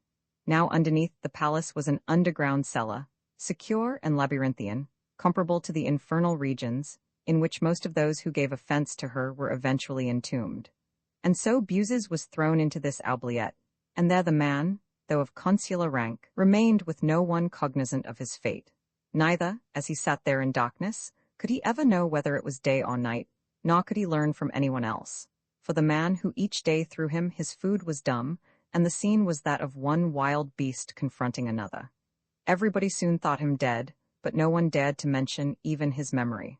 But after 2 years and 4 months, Theodora took pity on the man and released him. Ever after he was half blind and sick in body. This is what she did to Buses. Belisarius, although none of the charges against him were proved, was at the insistence of the empress relieved of his command by the emperor, who appointed Martinus in his place as general of the armies of the East. Belisarius's lances and shield-bearers, and such of his servants as were of military use, he ought to be divided between the other generals and certain of the palace eunuchs. Drawing lots for these men and their alms, they portioned them as the chances fell. And his friends, and all who formerly had served him, were forbidden ever to visit Belisarius. It was a bitter sight, and one no one would ever have thought credible, to see Belisarius a private citizen in Constantinople, almost deserted, melancholy and miserable of countenance, and ever expectant of a further conspiracy to accomplish his death. Then the empress learned he had acquired great wealth in the east, and sent one of the eunuchs of the palace to confiscate it. Antonina, as I have told, was now quite out of temper with her husband, but on the most friendly and intimate terms with the queen, since she had got rid of John of Cappadocia.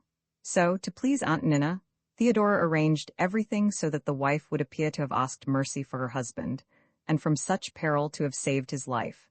And the poor wretch not only became quite reconciled to her, but let her make him her humblest slave for having saved him from the queen. And this is how that happened. One morning, Belisarius went to the palace as usual with his few and pitiful followers. Finding the emperor and empress hostile, he was further insulted in their presence by base-born and common men. Late in the evening he went home, often turning around as he withdrew and looking in every direction for those who might be advancing to put him to death. Accompanied by this dread, he entered his home and sat down alone upon his couch. His spirit broken, he failed even to remember the time when he was a man. Sweating, dizzy and trembling, he counted himself lost. Devoured by slavish fears and mortal worry, he was completely emasculated. Antonina, who neither knew just what arrangement of his fate had been made nor much cared what would become of him, was walking up and down nearby pretending a heartburn, for they were not exactly on friendly terms. Meanwhile, an officer of the palace, Quadratus by name, had come as the sun went down, and passing through the outer hall, suddenly stood at the door of the men's apartments to say he had been sent here by the empress. And when Belisarius heard that, he drew up his arms and legs onto the couch and lay down on his back, ready for the end. So far had all manhood left him. Quadratus, however, approached only to hand him a letter from the queen. And thus the letter read, "You know, sir, your offense against us, but because I am greatly indebted to your wife, I have decided to dismiss all charges against you and give her your life. So for the future you may be of good cheer as to your personal safety and that of your property, but we shall know by what happens to you how you conduct yourself toward her." When Belisarius read this, intoxicated with joy and yearning to give evidence of his gratitude, he leapt from his couch and prostrated himself at the feet of his wife. With each hand fondling one of her legs, licking with his tongue the sole of first one of her feet and then the other, he cried that she was the cause of his life and of his safety. Henceforth he would be her faithful slave, instead of her lord and master. The empress then gave 30 gold centenaries of his property to the emperor, and returned what was left to Belisarius. This is what happened to the great general, to whom destiny had not long before given both Gelimer 11 and Vitiges 12 to be captives of his spear. But the wealth that this subject of theirs had acquired had long ago gnawed jealous wounds in the hearts of Justinian and Theodora, who deemed it grown too big for any but the imperial coffers. And they said he had concealed most of Gelimer's and Vitiges's moneys, which by conquest belonged to the state, and had handed over only a small fraction, hardly worth accepting by an emperor. Yet, when they counted the labors the man had accomplished, and the cries of reproach they might arouse among the people, since they had no credible pretext for punishing him, they kept their peace.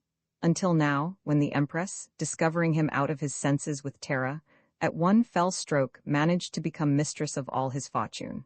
To tie him further to her, she betrothed Joannina, Belisarius's only daughter, to Anastasius her nephew. 13. Belisarius now asked to be given back his old command, and as general of the East lead the Roman armies once more against Chosroes and the Medes, but Antonina would not hear of it. It was there she had been insulted by him before, she said, and she never wanted to see the place again. Accordingly, Belisarius was instead made count of the imperial remounts, and fared forth a second time to Italy, agreeing with the emperor, they say, not to ask him at any time for money toward this war, but to prepare all the military equipment from his private purse. Now, everybody took it for granted that Belisarius had arranged this with his wife, and made the agreement about the expedition with the emperor, merely so as to get away from his humiliating position in Constantinople, and that as soon as he had gotten outside the city, he intended to take up arms and retaliate, nobly and as becomes a man, against his wife and those who had done him wrong. Instead, he made light of all he had experienced, forgot or discounted his word of honor to Photius and his other friends, and followed his wife about in a perfect ecstasy of love. And that when she had now arrived at the age of 60 years, however, as soon as he arrived in Italy, some new and different trouble happened with each fresh day, for even Providence had turned against him. For the plans this general had laid in the former campaign against Theodatus and Vitiges, though they did not seem to be fitting to the event, usually turned out to his advantage. While now, though he was credited with laying better plans, as was to be expected after his previous experience in warfare, they all turned out badly, so that the final judgment was that he had no sense of strategy. Indeed, it is not by the plans of men, but by the hand of God, that the affairs of men are directed, and this men call fate, not knowing the reason for what things they see occur, and what seems to be without cause is easy to call the accident of chance. Still, this is a matter every mortal will decide for himself according to his taste. How Theodora tricked the general's daughter into a liaison with the empress's nephew, and Belisarius became a public laughing-stock from his second expedition to Italy. Belisarius brought back nothing but disgrace. For in the entire 5 years of the campaign, he was unable to set foot on that land, as I have related in my former books, because there was no tenable position there, but all this time sailed up and down along the coast. Totila, indeed, was willing enough to meet him before his city walls, but could not catch him there, since like the rest of the Roman army he was afraid to fight. Wherefore Belisarius recovered nothing of what had been lost, but even lost Rome in addition, and everything else, if there were anything left to lose. His mind was filled with avarice during this time, and he thought of nothing but base gain. Since he had been given no funds by the emperor, he plundered nearly all the Italians living in Ravenna and Sicily, and wherever else he found opportunity, collecting a bill, as it were, for which those who dwelt there were in no way responsible. Thus, he even went to Herodian and asked him for money, and his threats so enraged Herodian that he rebelled against the Roman army, and gave his services, with those of his followers and the city of Spoltum, to Totila and the Goths. And now I shall show how it came about that Belisarius and John, the nephew of Vitalian, became estranged, a division that brought great disaster to Roman affairs. Now so thoroughly did the empress hate Germanus, and so conspicuously, that no one dared to become a relative of his, though he was the nephew of the emperor. His sons remained unmarried while she lived, and his daughter Justina, though in the flower of 18 summers, was still unwedded. Consequently, when John, sent by Belisarius, arrived in Constantinople, Germanus was forced to approach him as a possible son-in-law, though John was not at all worthy in station of such an alliance. But when they had come to an agreement, they bound each other by most solemn oaths to complete the alliance by all means in their power, and this was necessary, because neither had any confidence in the good faith of the other. For John knew he was seeking a marriage far above his rank, and Germanus feared that even this man might try to slip out of the contract. The empress, of course, was unable to contain herself at this, and in every way, by every possible device, however unworthy, tried to hinder the event. When, for all her menaces, she was unable to deter either of them, she publicly threatened to put John to death. After this, on John's return to Italy, fearing Antonina might join the plot against him, he did not dare to meet Belisarius until she left for Constantinople. That Antonina had been charged by the queen to help murder him, no one could have thought unlikely. And when he considered Antonina's habits and Belisarius's enslavement by his wife, John was as greatly as he was reasonably alarmed. The Roman expedition, already on its last legs, now collapsed entirely. And this is how Belisarius concluded the Gothic War. In despair, he begged the emperor to let him come home as fast as he could sail. And when he received the monarch's permission to do this, he left straightway in high spirits, bidding a long farewell to the Roman army and to Italy. He left almost everything in the power of the enemy, and while he was on his way home, Perusia, hard pressed by a most bitter siege, was captured and submitted to every possible misery, as I have elsewhere related. As if this were not enough, he suffered a further personal misfortune in the following manner. The Empress Theodora, desiring to marry the daughter of Belisarius to her nephew, worried the girl's parents with frequent letters. To avoid this alliance, they delayed the ceremony until they could both be present at it. And then, when the Empress summoned them to Constantinople, pretended they were unable at the time to leave Italy. But the queen was still determined her nephew should be master of Belisarius's wealth, for she knew his daughter would inherit it, as Belisarius had no other child.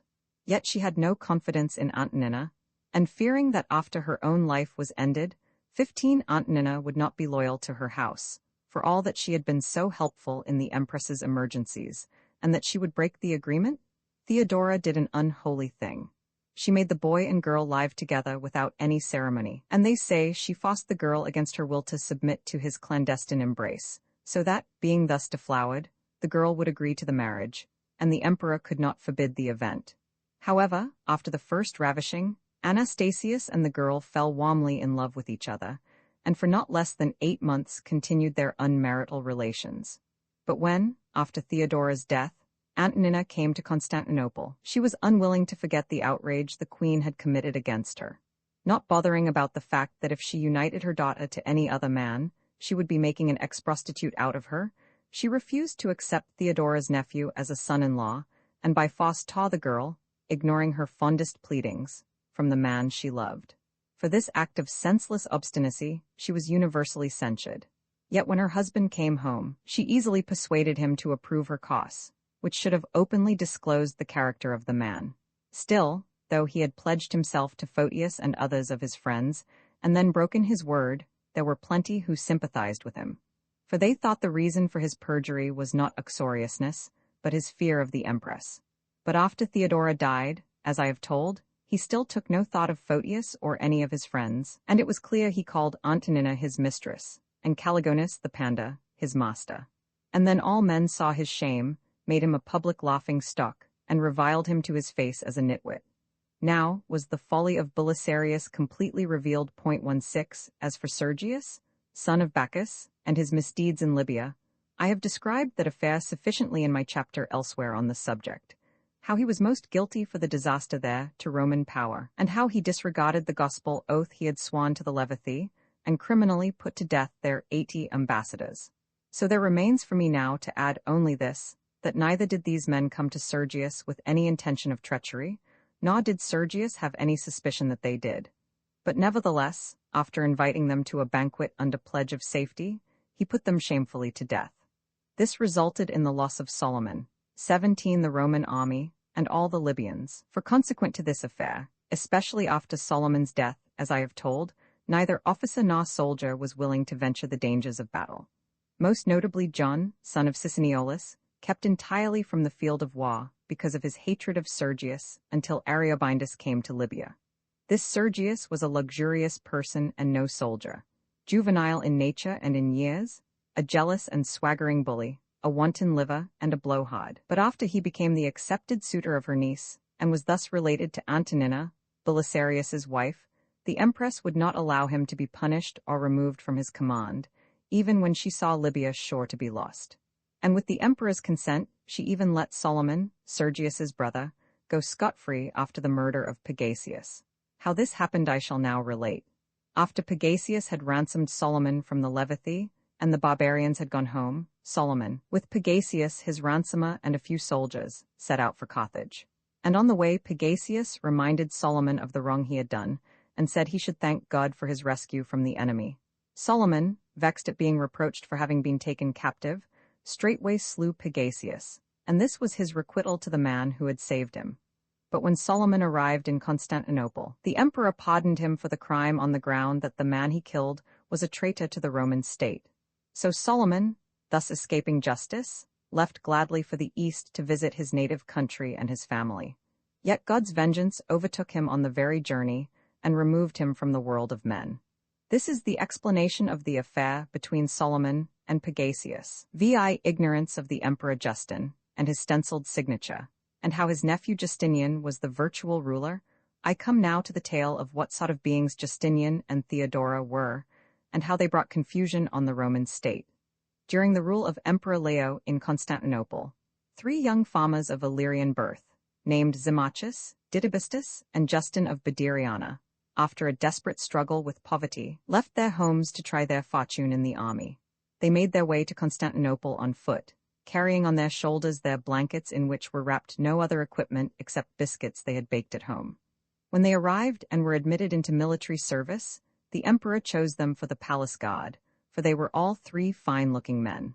Later, When Anastasius succeeded to the throne, war broke out with the Isaurians when that nation rebelled, and against them Anastasius sent a considerable army under John the Hunchback. This John, for some offense, threw Justin into the guardhouse, and on the following day would have sentenced him to death, had he not been stopped by a vision appearing to him in a dream. For in this dream, the general said, he beheld a being, gigantic in size and in every way mightier than mortals, and this being commanded him to release the man whom he had arrested that day. Waking from his sleep, John said, he decided the dream was not worth considering. But the next night the vision returned, and again he heard the same words he had heard before, yet even so he was not persuaded to obey its command. But for the third time the vision appeared in his dreams, and threatened him with fearful consequences if he did not do as the angel ordered, warning that he would be in sore need of this man and his family thereafter, when the day of wrath should overtake him. And this time Justin was released. As time went on, this Justin came to great power, for the Emperor Anastasius appointed him Count of the Palace Guard, and when the Emperor departed from this world, by the force of his military power, Justin seized the throne. By this time he was an old man on the verge of the grave, and so illiterate that he could neither read nor write, which never before could have been said of a Roman ruler. It was the custom for an emperor to sign his edicts with his own hand, but he neither made decrees nor was able to understand the business of state at all. The man on whom it befell to assist him as Quaestor 18 was named Procopius, and he managed everything to suit himself.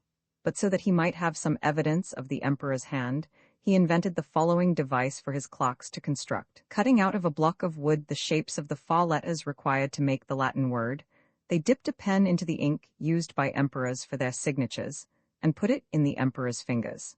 Laying the block of wood I have described on the paper to be signed, they guided the emperor's hand so that his pen outlined the 4 letters, following all the curves of the stencil, and thus they withdrew with the fiat of the emperor. This is how the Romans were ruled under Justin. His wife was named Lupicina, a slave and a barbarian. She was bought to be his concubine.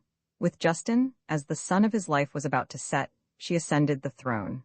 Now Justin was able to do his subjects neither harm nor good, for he was simple, unable to carry on a conversation or make a speech, and utterly bucolic.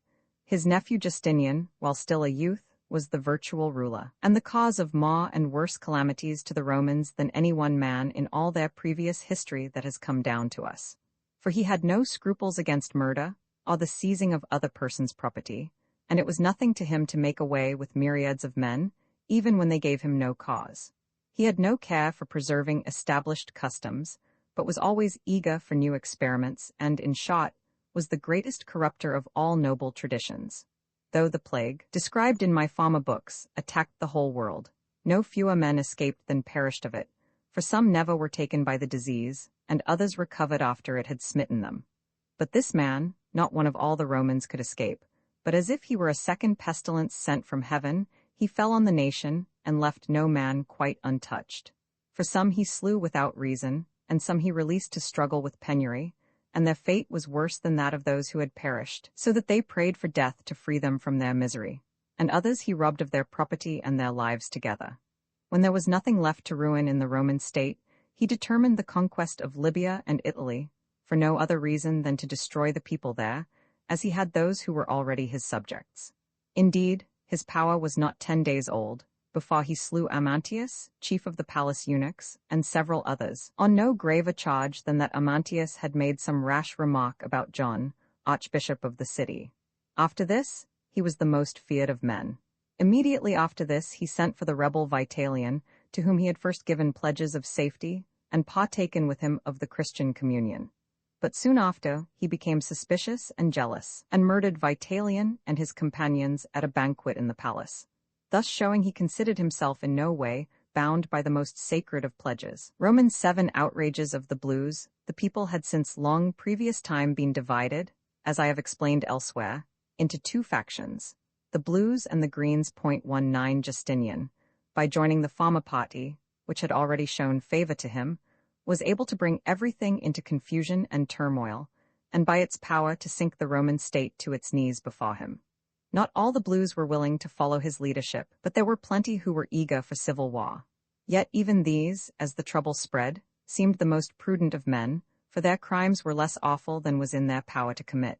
Nor did the green partisans remain quiet, but showed their resentment as violently as they could, though one by one they were continually punished, which, indeed, urged them each time to further recklessness. For men who are wronged are likely to become desperate. Then it was that Justinian, fanning the flame and openly inciting the blues to fight, made the whole Roman Empire shake on its foundation, as if an earthquake or a cataclysm had stricken it, or every city within its confines had been taken by the foe. Everything everywhere was uprooted. Nothing was left undisturbed by him. Law and order, throughout the state, overwhelmed by distraction, were turned upside down. First, the rebels revolutionized the style of wearing their hair, for they had it cut differently from the rest of the Romans, not molesting the mustache or beard, which they allowed to keep on growing as long as it would, as the Persians do, but clipping the hair short on the front of the head down to the temples, and letting it hang down in great length and disorder in the back, as the Massageti do. This weird combination they called the Hun haircut. Next, they decided to wear the purple stripe on their togas, and swaggered about in a dress indicating a rank above their station, for it was only by ill-gotten money they were able to buy this finery. And the sleeves of their tunics were cut tight about the wrists, while from there to the shoulders they were of an ineffable fullness. Thus, whenever they moved their hands, as when applauding at the theatre, or encouraging a driver in the hippodrome, these immense sleeves fluttered conspicuously, displaying to the simple public what beautiful and well-developed physiques were these that required such large garments to cover them. They did not consider that by the exaggeration of this dress, the meagerness of their stunted bodies appeared all the more noticeable.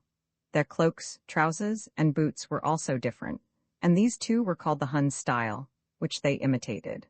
Almost all of them carried steel openly from the first, while by day they concealed their two-edged daggers along the thigh under their cloaks. Collecting in gangs as soon as dusk fell, they rubbed their betters in the open forum and in the narrow alleys, snatching from passers-by their mantles, belts, gold brooches, and whatever they had in their hands. Some they killed after rubbing them, so they could not inform anyone of the assault. These outrages brought the enmity of everybody on them, especially that of the blue partisans who had not taken active part in the discord. When even the latter were molested, they began to wear brass belts and brooches and cheaper cloaks than most of them were privileged to display, lest their elegance should lead to their deaths. And even before the sun went down, they went home to hide. But the evil progressed, and as no punishment came to the criminals from those in charge of the public peace, their boldness increased more and more. For when crime finds itself licensed, there are no limits to its abuses, since even when it is punished, it is never quite suppressed, most men being by nature easily turned to error. Such, then, was the conduct of the Blues. Some of the opposite party joined this faction so as to get even with the people of their original side who had ill-treated them. Others fled in secret to other lands, but many were captured before they could get away, and perished either at the hands of their foes or by sentence of the state. And many other young men offered themselves to this society who had never before taken any interest in the quarrel, but were now induced by the power and possibility of insolence they could thus acquire. For there is no villainy to which men give a name that was not committed during this time and remained unpunished. Now at first they killed only their opponents, but as matters progressed, they also murdered men who had done nothing against them.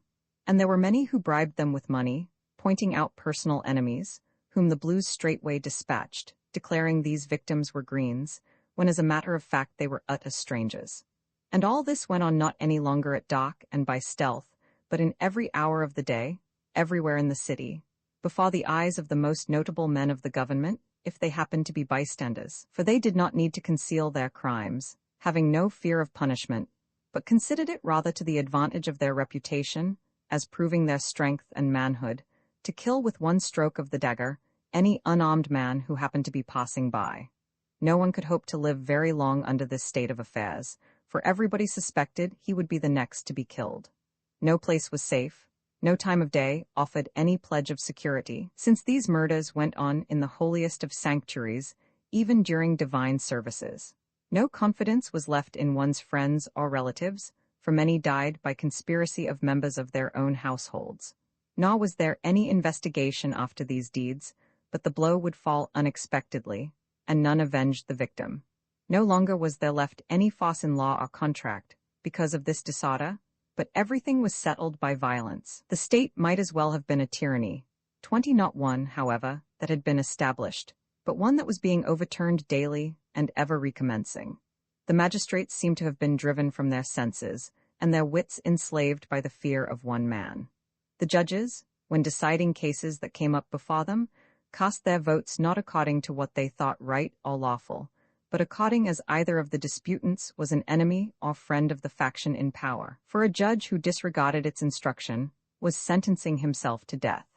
And many creditors were forced to receipt the bills they had sent to their debtors without being paid what was due them, and many thus against their will had to free their slaves. And they say that certain ladies were forced by their own slaves to do what they did not want to do, and the sons of notable men, getting mixed up with these young bandits, compelled their fathers, among other acts against their will, to hand over their properties to them. Many boys were constrained, with their father's knowledge, to serve the unnatural desires of the blues, and happily married women met the same misfortune.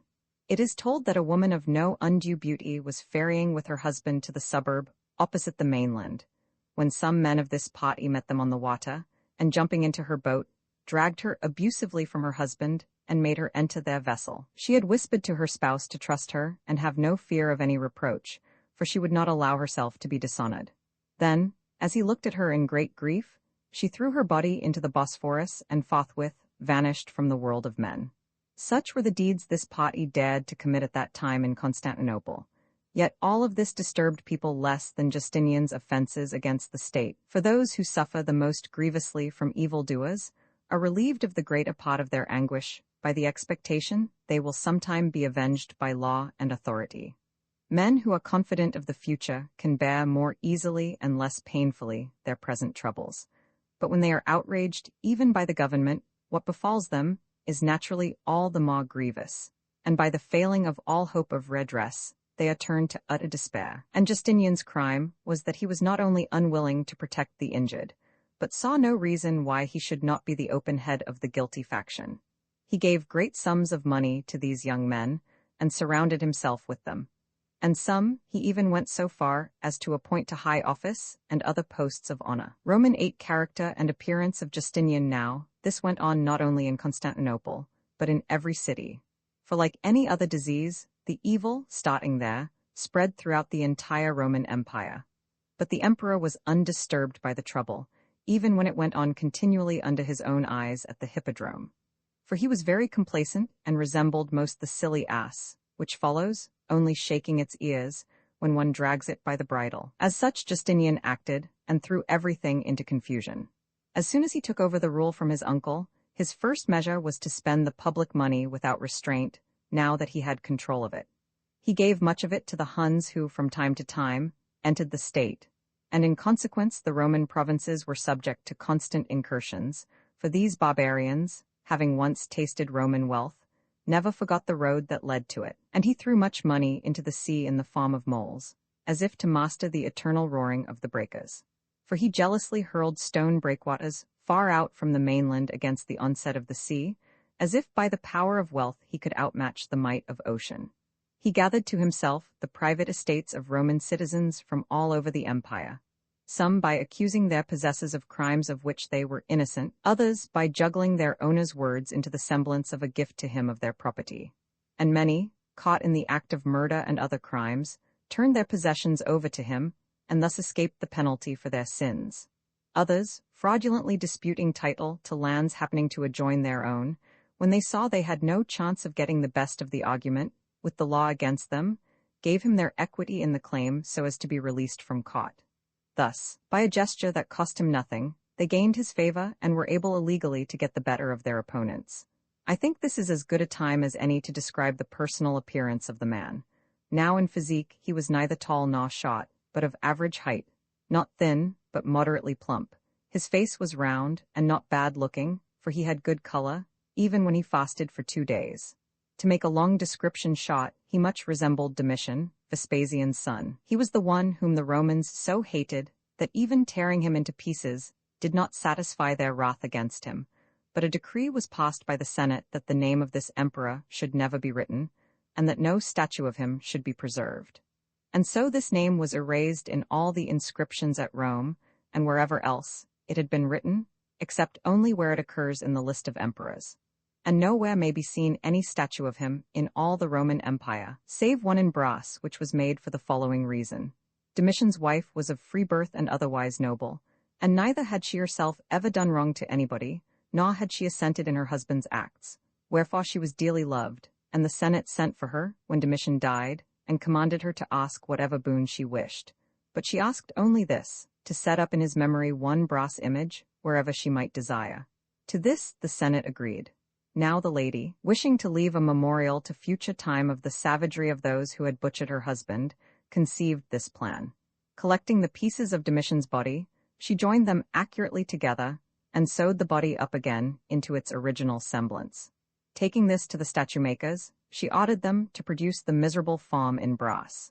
So the artisans forthwith made the image, and the wife took it, and set it up in the street which leads to the Capitol, on the right-hand side as one goes there from the Forum, a monument to Domitian and a revelation of the manner of his death until this day. Justinian's entire person, his manner of expression, and all of his features might be clearly pointed out in this statue. Now such was Justinian in appearance, but his character was something I could not fully describe, for he was at once villainous and amenable, as people say colloquially, a moron. He was never truthful with anyone, but always guileful in what he said and did, yet easily hoodwinked by any who wanted to deceive him. His nature was an unnatural mixture of folly and wickedness. What in olden times a peripatetic philosopher said was also true of him, that opposite qualities combine in a man as in the mixing of colors. I will try to portray him, however, insofar as I can fathom his complexity. This emperor, then, was deceitful, devious, false, hypocritical, two-faced, cruel, skilled in dissembling his thought, never moved to tears by either joy or pain, though he could summon them artfully at will when the occasion demanded, a liar always, not only offhand, but in writing, and when he swore sacred oaths to his subjects in their very hearing. Then he would immediately break his agreements and pledges, like the vilest of slaves, whom indeed only the fear of torture drives to confess their perjury. A faithless friend, he was a treacherous enemy, insane for murder and plunder, quarrelsome and revolutionary, easily led to anything evil, but never willing to listen to good counsel, quick to plan mischief and carry it out, but finding even the hearing of anything good distasteful to his ears. How could anyone put Justinian's ways into words? These and many even worse vices were disclosed in him, as in no other model. Nature seemed to have taken the wickedness of all other men combined, and planted it in this man's soul. And besides this, he was too prone to listen to accusations, and too quick to punish. For he decided such cases without full examination, naming the punishment when he had heard only the accuser's side of the matter. Without hesitation, he wrote decrees for the plundering of countries, sacking of cities, and slavery of whole nations, for no cause whatever. So that if one wished to take all the calamities which had befallen the Romans before this time, and weigh them against his crimes, I think it would be found that more men had been murdered by this single man than in all previous history. He had no scruples about appropriating other people's property, and did not even think any excuse necessary, legal or illegal, for confiscating what did not belong to him. And when it was his, he was more than ready to squander it in insane display, or give it as an unnecessary bribe to the barbarians. In short, he neither held on to any money himself, nor let anyone else keep any, as if his reason were not avarice, but jealousy of those who had riches. Driving all wealth from the country of the Romans in this manner, he became the cause of universal poverty. Now this was the character of Justinian, so far as I can portray it. Roman 9, and how Theodora, most depraved of all courtesans, won his love he took a wife. And in what manner she was born and bred, and, wedded to this man, tore up the Roman Empire by the very roots, I shall now relate. Acacius was the keeper of wild beasts used in the amphitheater in Constantinople. He belonged to the Green faction, and was nicknamed the Bear Keeper. This man, during the rule of Anastasius, fell sick and died, leaving 3 daughters named Comito, Theodora, and Anastasia, of whom the eldest was not yet 7 years old. His widow took a second husband, who with her undertook to keep up Acacius's family and profession. But Asterius, the dancing master of the Greens, on being bribed by another, removed this office from them and assigned it to the man who gave him the money. For the dancing masters had the power of distributing such positions as they wished. When this woman saw the populace assembled in the amphitheater, she placed laurel wreaths on her daughters' heads and in their hands, and sent them out to sit on the ground in the attitude of suppliants. The Greens eyed this mute appeal with indifference, but the Blues were moved to bestow on the children an equal office, since their own animal keeper had just died. When these children reached the age of girlhood, their mother put them on the local stage, for they were fair to look upon. She sent them forth, however, not all at the same time, but as each one seemed to her to have reached a suitable age. Comito, indeed, had already become one of the leading hetairæ of the day. Theodora, the second sister, dressed in a little tunic with sleeves, like a slave girl, waited on Comito, and used to follow her about carrying on her shoulders the bench on which her favored sister was wont to sit at public gatherings. Now Theodora was still too young to know the normal relation of man with maid, but consented to the unnatural violence of villainous slaves who, following their masters to the theatre, employed their leisure in this infamous manner. And for some time in a brothel she suffered such misuse. But as soon as she arrived at the age of youth, and was now ready for the world, her mother put her on the stage. Forthwith she became a courtesan, and such as the ancient Greeks used to call a common one, at that. For she was not a flute or harp player, nor was she even trained to dance, but only gave her youth to anyone she met, in utter abandonment. Her general favors included, of course, the actors in the theatre, and in their productions she took part in the low comedy scenes. For she was very funny and a good mimic, and immediately became popular in this art. There was no shame in the girl, and no one ever saw her dismayed. No role was too scandalous for her to accept without a blush. She was the kind of comedian who delights the audience by letting herself be cuffed and slapped on the cheeks, and makes them guffaw by raising her skirts to reveal to the spectators those feminine secrets here and there which custom veils from the eyes of the opposite sex. With pretended laziness, she mocked her lovers, and coquettishly adopting ever new ways of embracing, was able to keep in a constant turmoil the hearts of the sophisticated, and she did not wait to be asked by anyone she met, but on the contrary, with inviting jests and a comic flaunting of her skirts herself tempted all men who passed by, especially those who were adolescent. On the field of pleasure she was never defeated. Often she would go picnicking with 10 young men or more, in the flower of their strength and virility, and dallied with them all, the whole night through. When they wearied of the spot, she would approach their servants, perhaps 30 in number, and fight a duel with each of these, and even thus found no allayment of her craving. Once, visiting the house of an illustrious gentleman, they say she mounted the projecting corner of her dining couch, pulled up the front of her dress, without a blush, and thus carelessly showed her wantonness. And though she flung wide 3 gates to the ambassadors of Cupid, she lamented that nature had not similarly unlocked the straits of her bosom, that she might there have contrived a further welcome to his emissaries. Frequently, she conceived, but as she employed every artifice immediately, a miscarriage was straightway effected. Often, even in the theatre, in the sight of all the people, she removed her costume and stood nude in their midst, except for a girdle about the groin. Not that she was abashed at revealing that, too, to the audience, but because there was a law against appearing altogether naked on the stage, without at least this much of a fig leaf. Covered thus with a ribbon, she would sink down to the stage floor and recline on her back. Slaves to whom the duty was entrusted would then scatter grains of barley from above into the calyx of this passion flower, whence geese, 21 trained for the purpose, would next pick the grains one by one with their bills and eat. When she rose, it was not with a blush, but she seemed rather to glory in the performance, for she was not only impudent herself, but endeavored to make everybody else as audacious. Often when she was alone with other actors, she would undress in their midst and arch her back provocatively, advertising like a peacock both to those who had experience of her and to those who had not yet had that privilege her trained suppleness. So perverse was her wantonness that she should have hid not only the customary part of her person, as other women do, but her face as well. Thus those who were intimate with her were straightway recognized from that very fact to be perverts, and any more respectable man who chanced upon her in the forum avoided her and withdrew in haste, lest the hem of his mantle, touching such a creature, might be thought to share in her pollution. For to those who saw her, especially at dawn, she was a bird of ill omen, and toward her fellow actresses she was as savage as a scorpion, for she was very malicious. Later, she followed Hecebolus, a Tyrian who had been made governor of Pentapolis, serving him in the basest of ways. But finally she quarreled with him and was sent summarily away. Consequently, she found herself destitute of the means of life, which she proceeded to earn by prostitution, as she had done before this adventure. She came thus to Alexandria, and then traversing all the east, worked her way to Constantinople. In every city plying a trade, which it is safer, I fancy, in the sight of God not to name too clearly, as if the devil were determined there be no land on earth that should not know the sins of Theodora.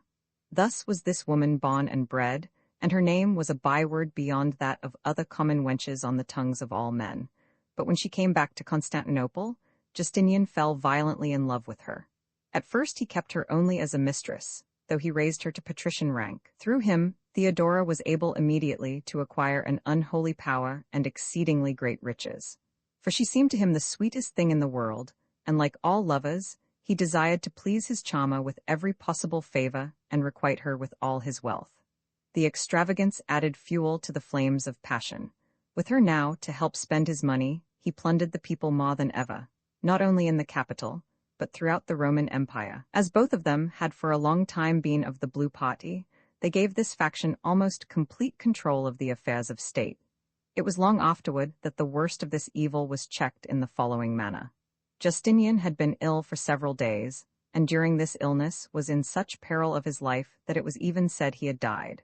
And the Blues, who had been committing such crimes as I have mentioned, went so far as to kill Hypatius, a gentleman of no mean importance, in broad daylight in the church of St. Sophia. The cry of horror at this crime came to the emperor's ears, and everyone about him seized the opportunity of pointing out the enormity of what was going on in Justinian's absence from public affairs, and they enumerated from the beginning how many crimes had been committed. The emperor then ordered the prefect of the city to punish these offenses. This man was one Theodotus, nicknamed the Pumpkin. He made a thorough investigation and was able to apprehend many of the guilty and sentence them to death, though many others were not found out and escaped. They were destined to perish later, together with the Roman Empire. Justinian, unexpectedly restored to health, straightway undertook to put Theodotus to death as a poisoner and a magician. But since he had no proof on which to condemn the man, he tortured friends of his until they were compelled to say the words that would wrongfully ruin him. When everyone else stood to one side, and only in silence lamented the plot against Theodotus, one man, Proclus the quaestor, dared to say openly that the man was innocent of the charge against him, and in no way merited death. Thanks to him, Theodotus was permitted by the emperor to be exiled to Jerusalem. But learning there that men were being sent to do away with him, he hid himself in the church for the rest of his life until he died. And this was the fate of Theodotus.